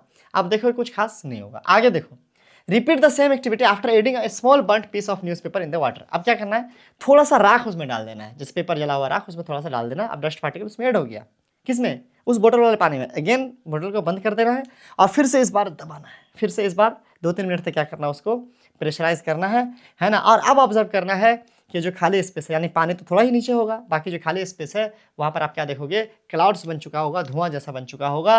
वो क्यों हुआ? क्योंकि जो डस्ट पार्टिकल आपने ऐड कर दिए, उस डस्ट पार्टिकल के अराउंड वाटर वेपर ने क्या कर लिया, वाटर वेपर ने छोटा छोटा वाटर ड्रॉपलेट्स बना लिया। ठीक है बच्चों, तो वाटर ड्रॉपलेट्स जो बनते हैं, वाटर ड्रॉपलेट्स जो बनते हैं बेसिकली वो वाटर किसी डस्ट पार्टिकल के अराउंड बनते हैं। ठीक है, तो आप जब तक उसमें डस्ट पार्टिकल ऐड नहीं किए थे, प्योर वाटर था, तब आपको ये फॉर्म देखने को नहीं मिल रहा था। हालांकि इवेपोरेट उस टाइम पे भी हुआ था, लेकिन जब आपने क्या कर दिया, ऐसा वाटर उसमें डस्ट पार्टिकल मिला दिया, तो उसके अराउंड मिल करके वाटर ड्रॉपलेट्स बनने शुरू हो गए। अब हैंडल कर रहा है कि जला हुआ पेपर को सही से हैंडल करना, ऐसा ना हो कि तुम ही नुकसान कर बैठो अपना। Let us perform activity 8.11 to represent, है ना, our understanding after how water change its state and its movement. अब यहाँ पर थोड़ा और समझते हैं, कुछ और चीज़ें हैं जो यहाँ पर समझने वाली चीज़ें हैं। देखते हैं अगला एक्टिविटी हम लोग को दिया हुआ है। ठीक है, यहाँ पर एक एक्टिविटी दिया है, इन चीज़ों को यहाँ पर नेम डालना है हम लोगों को। तो देखो यहाँ पर क्लाउड्स है, लेक है, ओशन है, रिवर है, ग्राउंड वाटर है, इवेपोरेशन है, कंडेंसेशन है, रेन है, स्नो है ना। आपको मार्क करना है। सपोज करो कि ये क्लाउड्स हो जाएंगे, ये सब वाटर सोर्सेज होंगे, है ना। चाहे आप इसको क्या बोलो, लेक बोलो, ओशन बोलो, जो भी बोलो, यही है। उसके बाद आप फिर ग्राउंड वाटर भी है, इस सब में ग्राउंड वाटर भी होंगे इसके अगल बगल में, है कि नहीं है। इवेपोरेशन, जो तीर दिया है इसका आप इवेपोरेशन कह सकते हो। अरे कलर में चेंज कर लो, ये सब तीर आप इवेपोरेशन कह सकते हो, है ना। जो इधर इवेपोरेशन हो, इधर से भी इवेपोरेशन होगा, ये नदी है, यहाँ से भी इवेपोरेशन हो रहा है कि नहीं है। इवेपोरेशन होने के बाद कंडेंसेशन, ये ऊपर जाएगा, ऊपर जाने के बाद बादल वादल बनेगा, यहाँ पे कंडेंसेशन हो रहा होगा, यहाँ पे कंडेंसेशन हो रहा होगा। उसके बाद रेन जो है इस तरीके से फिर वापस इस तरीके का रेन होके गिरेगा, चाहे वो यहाँ का हो चाहे वो यहाँ का हो। उसी में अगर स्नो की बात करें तो जो ठंडा इलाका होगा वहाँ पे स्नो हो सकता है, जो हेवी ड्रॉपलेट्स होंगे। तो बेसिकली आपको पूरा नाम यहाँ पर मिलेगा नहीं, है ना, मैंने देखा है इसको, पूरा नाम मिलेगा नहीं। बस यह है कि इसको ओवरऑल कंसेप्ट समझने के लिए आप इसको यूज़ कर सकते हैं, है ना। इससे भी अच्छे से आगे समझ में आ जाएगा आपको, टेंशन मत लो अगर आपको यहाँ पे कुछ मिसिंग लगा तो। देखो, what did I do well, was I able to label all the parts of the water cycle, which parts of the water cycle were unclear to me। क्या मैंने सब काम सब लेबल किया, नहीं भी किया तो कोई बात नहीं, और भी फिगर्स आएंगे, हो जाएगा। The water from the ocean and the earth surface, है ना, evaporates into the atmosphere as vapor and returns as a rain, hail और snow। यहाँ पर क्या कह रहा है, ये बहुत इंपॉर्टेंट है। देखो बच्चों, क्या जो वाटर है हमारे ओशन से या अर्थ के सरफेस से, कहीं से भी, नदी से भी हो सकता है, आम जगह से भी हो सकता है, कहीं से हो, इवेपोरेट होता है, एटमॉस्फेयर में जाता है और वाटर वेपर में कन्वर्ट होता है, फिर वहां पर जो है रिटर्न होता है किस फॉर्म में, रेन के फॉर्म में, हेल या स्नो के फॉर्म में, है ना। वाटर वेपर रिटर्न होता है यहाँ से जाने के बाद, अल्टीमेटली जो flowing back to the ocean, और वापस फिर आ जाता है ओशन में। शुरू कहाँ से हुआ था, ओशन से। अब ओशन की जगह पे लेक भी हो सकता है या और भी कुछ हो सकता है। कहने का मतलब है कि वाटर बॉडी से पानी निकला, इवेपोरेट हुआ, कंडेंसेट हुआ और फिर वापस उसी वाटर बॉडी में पानी आ गया। तो ये जो पूरा फ्लोइंग सर्कल है वो एक सर्कल बन रहा है। This circulation of water is also known as water cycle. तो ये आप वाटर साइकिल का डेफिनेशन, एज ए डेफिनेशन आप क्या कर सकते हो, इसको याद कर सकते हो, इंपॉर्टेंट है।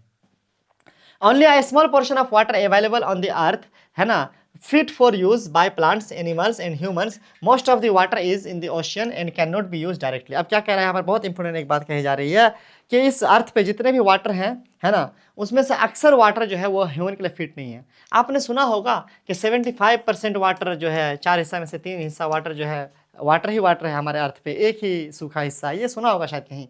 हाँ, वाटर तो बहुत है हमारे सरफेस पे, लेकिन वो यूजेबल फॉर्म में नहीं है। उसको हम लोग पीने के लिए या अपने डेली लाइफ के यूज़ में जो वाटर का यूज़ होता है उसके लिए हम यूज़ नहीं कर सकते हैं। इसीलिए हम लोगों को वाटर को सेफली यूज़ करना चाहिए। एक बहुत इंपॉर्टेंट पॉइंट मैं आपको बताता हूँ, जितने भी दुनिया में वाटर हैं उसका टोटल का 1% से भी कम वाटर ऐसे है जो हम ग्राउंड वाटर के फॉर्म में हम निकालते हैं या प्योर वाटर के फॉर्म में हम यूज़ कर पाते हैं।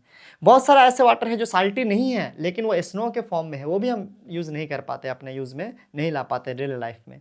तो आप ये कह लो कि जो वाटर हम यूज़ कर रहे हैं, कंज्यूम कर रहे हैं, that is only the 1 part of total water present in our on our earth. Okay, ठीक है।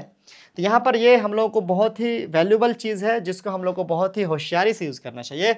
Most of the water is in the ocean and can not be use directly. We use water for drinking and also for many other activities, है ना। The number of people using water is increasing, है ना, जाहिर सी बात है लोग बढ़ रहे हैं विथ राइज इन पॉपुलेशन।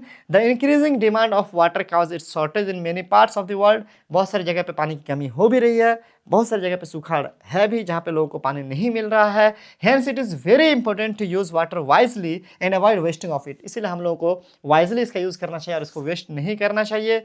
उसके अलावा कहा जा रहा है क्या, है ना, let us keep our water bodies free from pollution. जो वाटर बॉडीज है, नदियां हैं, नाले हैं, उसको हम लोग पोल्यूशन से दूर रखें, यानी उससे गंदगी ना फैलाएं ताकि वो वाटर यूज़ किया जा सके किसी काम के लिए। You will learn more about water and conservation in the chapter nature's treasure. अब एक और चैप्टर आएगा नेचर्स ट्रेजर, वहाँ पर आप इस बारे में और डिटेल से पढ़ेंगे कि कैसे हमको वाटर को बचाने की ज़रूरत है। अभी हम लोग फिलहाल आगे बढ़ते हैं। इस तरीके से हमारा लाइन बाय लाइन सेशन खत्म होता है और आप सबको शायद सब कुछ समझ में आया होगा।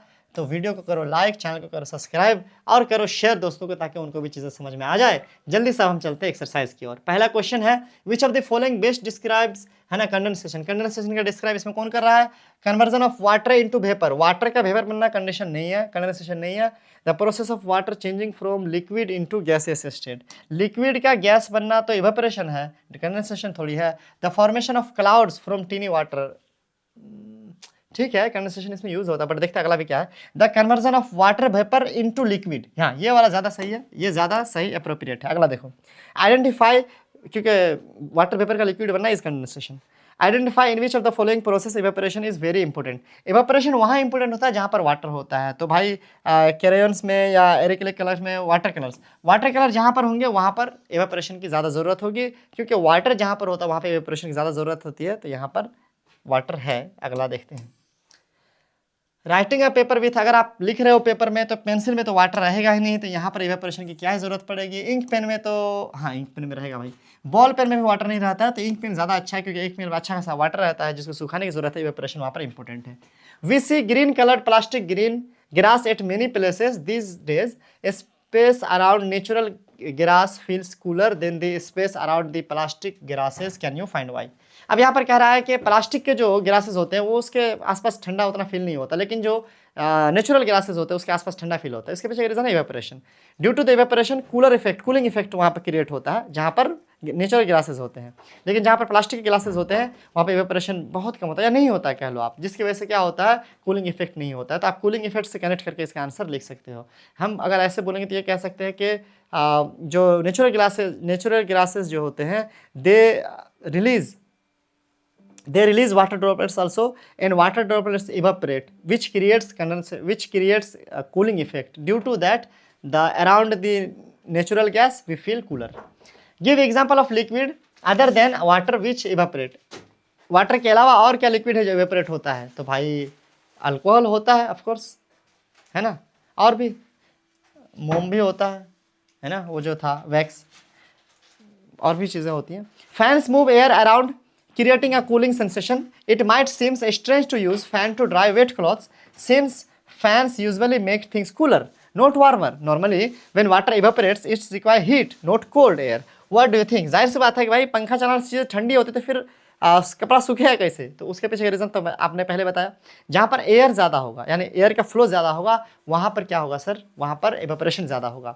बिकॉज इवेपोरेशन एक सरफेस फिनोमिना है। सरफेस पे जो इवेपोरेशन वाला जो वाटर है ना, सरफेस पे जो वाटर है, जब वहाँ पर एयर होगा, ब्लो होगा, तो वो इवेपोरेटेड वाटर क्या हो जाएगा, उस सरफेस से आसानी से जल्दी से निकल जाएगा, जिसकी वजह से उसके बाद का जो लेयर होगा वाटर का वो इवेपोरेट होगा। इस तरीके से इवेपोरेशन रेट जो होता है वो इंक्रीज होगा। तो आप कह सकते हो due to the evaporation rate increasing with increase in air, flow of air, that's why using the fan to dry the clothes is also possible या इज ओके, है ना।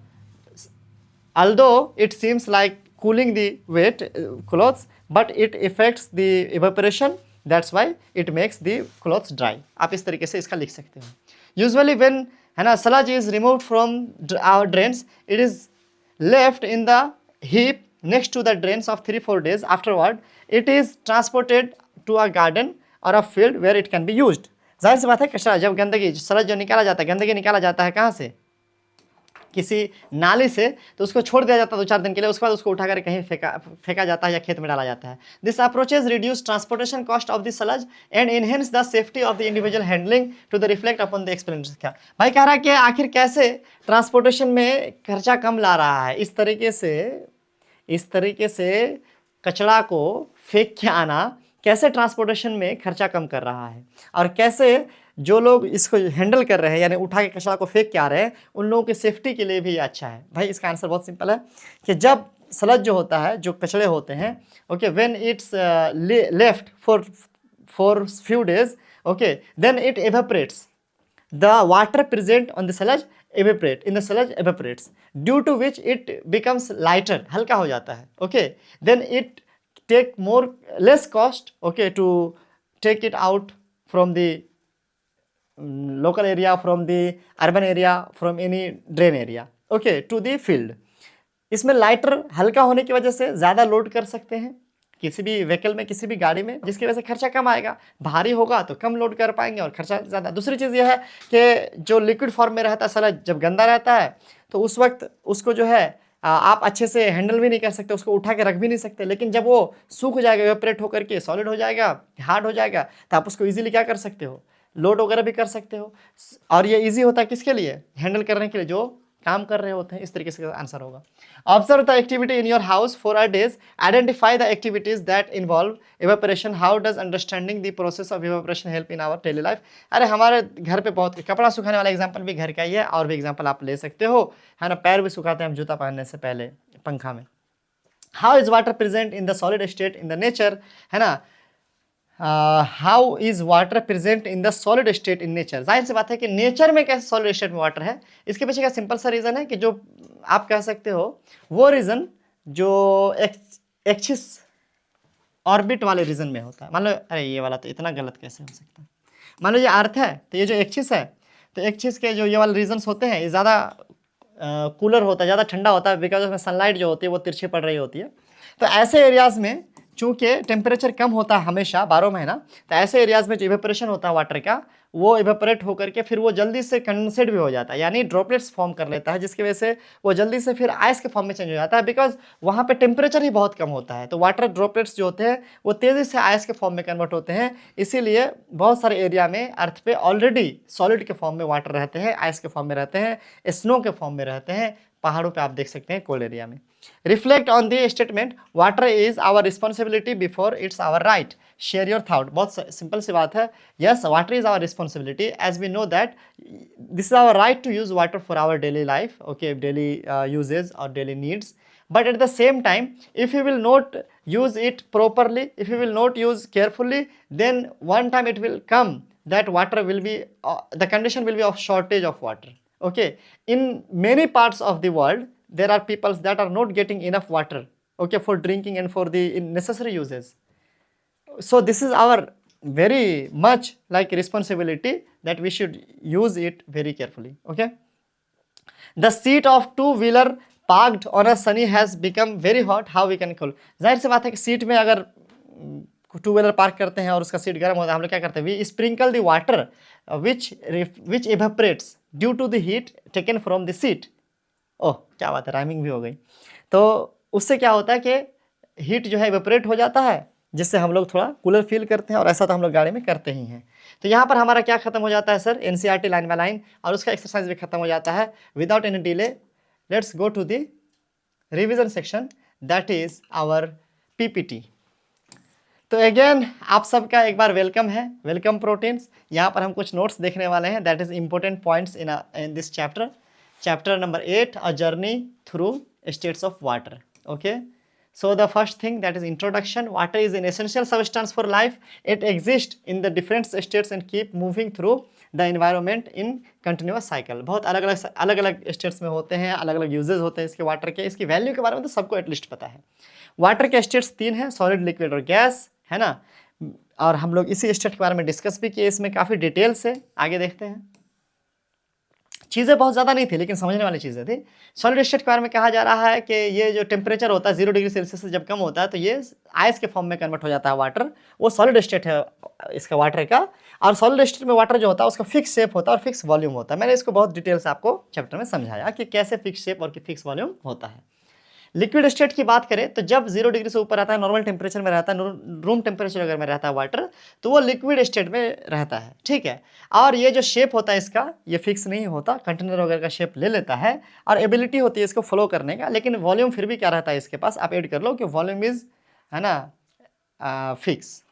अगला कर दो गैसियस स्टेट. गैसियस स्टेट क्या कहलाता है, जब टेम्परेचर हायर होता है, जब हीटेड होता है, तो ये वेपर के फॉर्म में कन्वर्ट हो जाता है वाटर, उसको गैसियस स्टेट कह सकते हैं. In the gaseous state it is spread through the atmosphere. ये किधर भी फैल सकता है, 3 डायमेंशन में किधर भी ये जा सकता है, तो इसका शेप भी फिक्स नहीं होता और इसका वॉल्यूम भी फिक्स नहीं होता. मैंने इस पर डिटेल से बात की हुई है, आप इसको ऐड कर लेना पॉइंट. चलो आगे देखते हैं. इवेपोरेशन ऑफ वाटर के बारे में कह रहा है कि when water is heated it turns into water vapour and mixes with the air, factors affecting evaporation.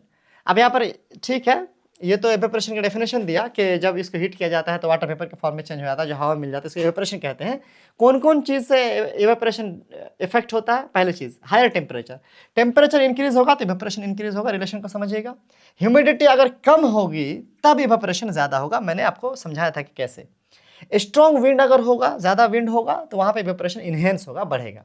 Wait cloth को सुखाने के लिए इसका यूज़ होता है. उसके अलावा पडल्स जो है डिसअपेयरिंग होते हैं राइन के बाद, मतलब गड्ढे से जो बारिश का पानी गायब होता है, वो भी इवेपोरेशन की वजह से होता है.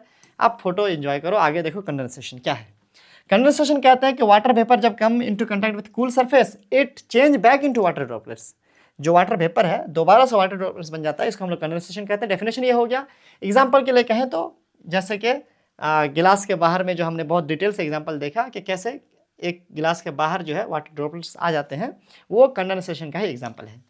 मेल्टिंग एंड फ्रीजिंग है. क्या है मेल्टिंग? मेल्टिंग मतलब ice turn into liquid water, ये मेल्टिंग हो गया जब इसको हीट किया जाता है. फ्रीजिंग क्या हो गया कि water turns into ice when cooled below 0 degree Celsius. ये एक्स्ट्रा मैंने जोड़ दिया और ये जोड़ सकते हैं आप भी, तो ये इसको फ्रीजिंग कह सकते हैं.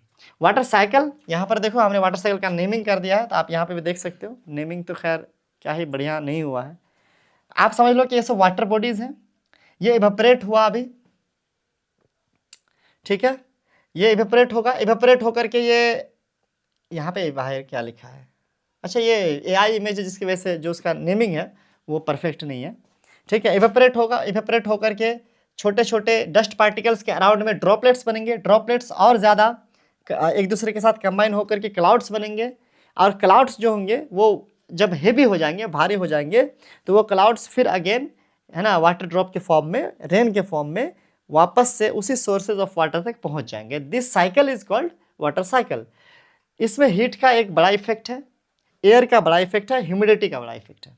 तो हीट का स्पेशली ज़्यादा हम लोग केयर करते हैं कि due to the heat of the sun हम कह सकते हैं कि इवेपोरेशन टेक्स प्लेस, ज़्यादातर मामले में यही ज़्यादा इंपॉर्टेंट है, ठीक है। तो वाटर साइकिल में क्या होता है सर, आपको इवेपोरेशन होता है, कंडेंसेशन होता है, वो हमने लिख दिया यहाँ पर देख लो। The water cycle is the continuous movement of water on earth, है ना। द मेन प्रोसेस इन्वॉल्व, क्या क्या प्रोसेस इन्वॉल्व होता है, पहला था इवेपोरेशन।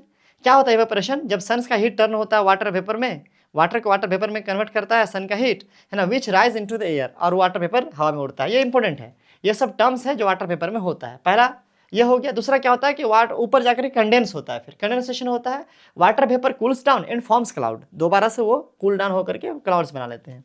उसके बाद फिर प्रिसिपिटेशन होता है, जमा होना, गाद बनना, clouds releases water as rain, और फिर वापस में है ना क्या होते हैं, जमा होते हैं, और फिर वो रेन के फॉर्म में या स्नो या हेल के फॉर्म में झड़ जाते हैं, प्रिसिपिटेट हो जाते हैं। अगला है कलेक्टिंग। अब फिर वापस जब वो गिरते हैं तो कुछ जो ग्राउंड वाटर है वो एब्जॉर्ब कर लेता है, कुछ नदी नलियों के ज़रिए से जहाँ पहुँचना है समुद्र तक वहाँ फिर वापस पहुँच जाता है। तो बेसिकली ये एक साइकिल है जो ग्राउंड वाटर ही कैसे इवेपोरेट होकर एयर में गया, कंडेंसेट होकर के वापस से फिर से इसी ग्राउंड पे आ गया। एक साइकिल, कंप्लीट साइकिल हमारा क्या कहलाया, वाटर साइकिल कहलाया। आई होप कि आपको समझ में आ गया होगा। फैक्टर्स अफेक्टिंग इवेपोरेशन, इवेपोरेशन के लिए ये सब फैक्टर्स हैं जो इफेक्ट करता है। हमने पहले भी कहा, टेम्परेचर अगर ज़्यादा होगा तो इवेपोरेशन ज़्यादा होगा, विंड स्पीड ज़्यादा होगी, स्ट्रॉन्ग होगी तो वाटर इवेपोरेशन ज़्यादा होगा, ह्यूमिडिटी ज़्यादा होगा तो इवेपोरेशन कम होगा, ह्यूमिडिटी कम होगा तो इवेपोरेशन ज़्यादा होगा, सरफेस एरिया जितना ज़्यादा होगा, मोर एक्सपोज होगा, तो उस हिसाब से ज़्यादा जो है हमारा क्या होगा, इवेपोरेशन होगा, सरफेस एरिया बढ़ने से। ये चीज़ें हमने ऊपर भी काफ़ी अच्छे से डिस्कस की है, आपने देखा है। Cooling effect of evaporation, evaporation का कूलिंग इफेक्ट डेफिनेशन यहाँ पर आप देख लो क्या, evaporation causes cooling because it absorb heat from the surrounding, है ना। This effect is called cooling effect. आप इस तरह से इसका डेफिनेशन बना सकते हो। Example, water stored in clay pots remains cool due to the cooling effect evaporation. उसके अलावा हमारा पसीना स्वेटिंग वाला है कि sweating cools our body as sweat evaporates. कैसे हमारे पसीने से हमारा बॉडी ठंडा होता है, मैंने आपको बहुत डिटेल से ऊपर बताया। वाटर कंजर्वेशन, हम लोग को जमा करना चाहिए, हम लोग को बचाना चाहिए। वाटर इज अ लिमिटेड और precious resource, so we must save water, हम लोग को बचाना चाहिए। वे टू कंजर्वेशन, कैसे हम लोग बचा सकते हैं, जैसे कि मान लो टैप ही चल रहा है, ब्रश कर रहे टैप चला के छोड़ते हैं, नहीं वैसा नहीं करना है। उसके अलावा रेयर वाटर को भी कलेक्ट करके आप यूज़ कर सकते हैं। उसके अलावा है ना कह रहा है कि रीयूज़ वाटर, जैसे कि अगर कोई वाटर ऐसा है जिसको दोबारा इस्तेमाल किया जा सकता है तो उसके भी कर सकते हैं। बेवजह बर्बाद नहीं करना है, यूज़ के लिए तो यूज़ करना ही है, कोई काम के लिए तो यूज़ करना ही है। डेफिनेशन में इवेपोरेशन, कंडेंसेशन, प्रिसिपिटेशन और वाटर साइकिल। प्रिसिपिटेशन तो नहीं है, ये टर्म आपके इसमें कुछ और है, वो देख लीजिएगा जो भी ऊपर में टर्म्स थे। यहाँ पर मेल्टिंग वाला टर्म था, फ्रीजिंग वाला टर्म था, तो वो टर्म देख लीजिएगा, वो किताब वाले टर्म ही याद कर लीजिएगा। इस तरीके से हम लोगों का ये चैप्टर ख़त्म होता है। थैंक यू सो मच, है ना। और कैसा लगा आपको ये वीडियो, जल्दी से करो लाइक, नहीं करा क्या अभी तक, यार हमारा पेट दर्द हो गया, तुम्हें लाइक ना हो रहा तुमसे, एक लाइक करो, चैनल को सब्सक्राइब करो, है ना, और शेयर करो यार दोस्तों के साथ। मिलते हैं अगले वीडियो में। Thank you so much, have a great day.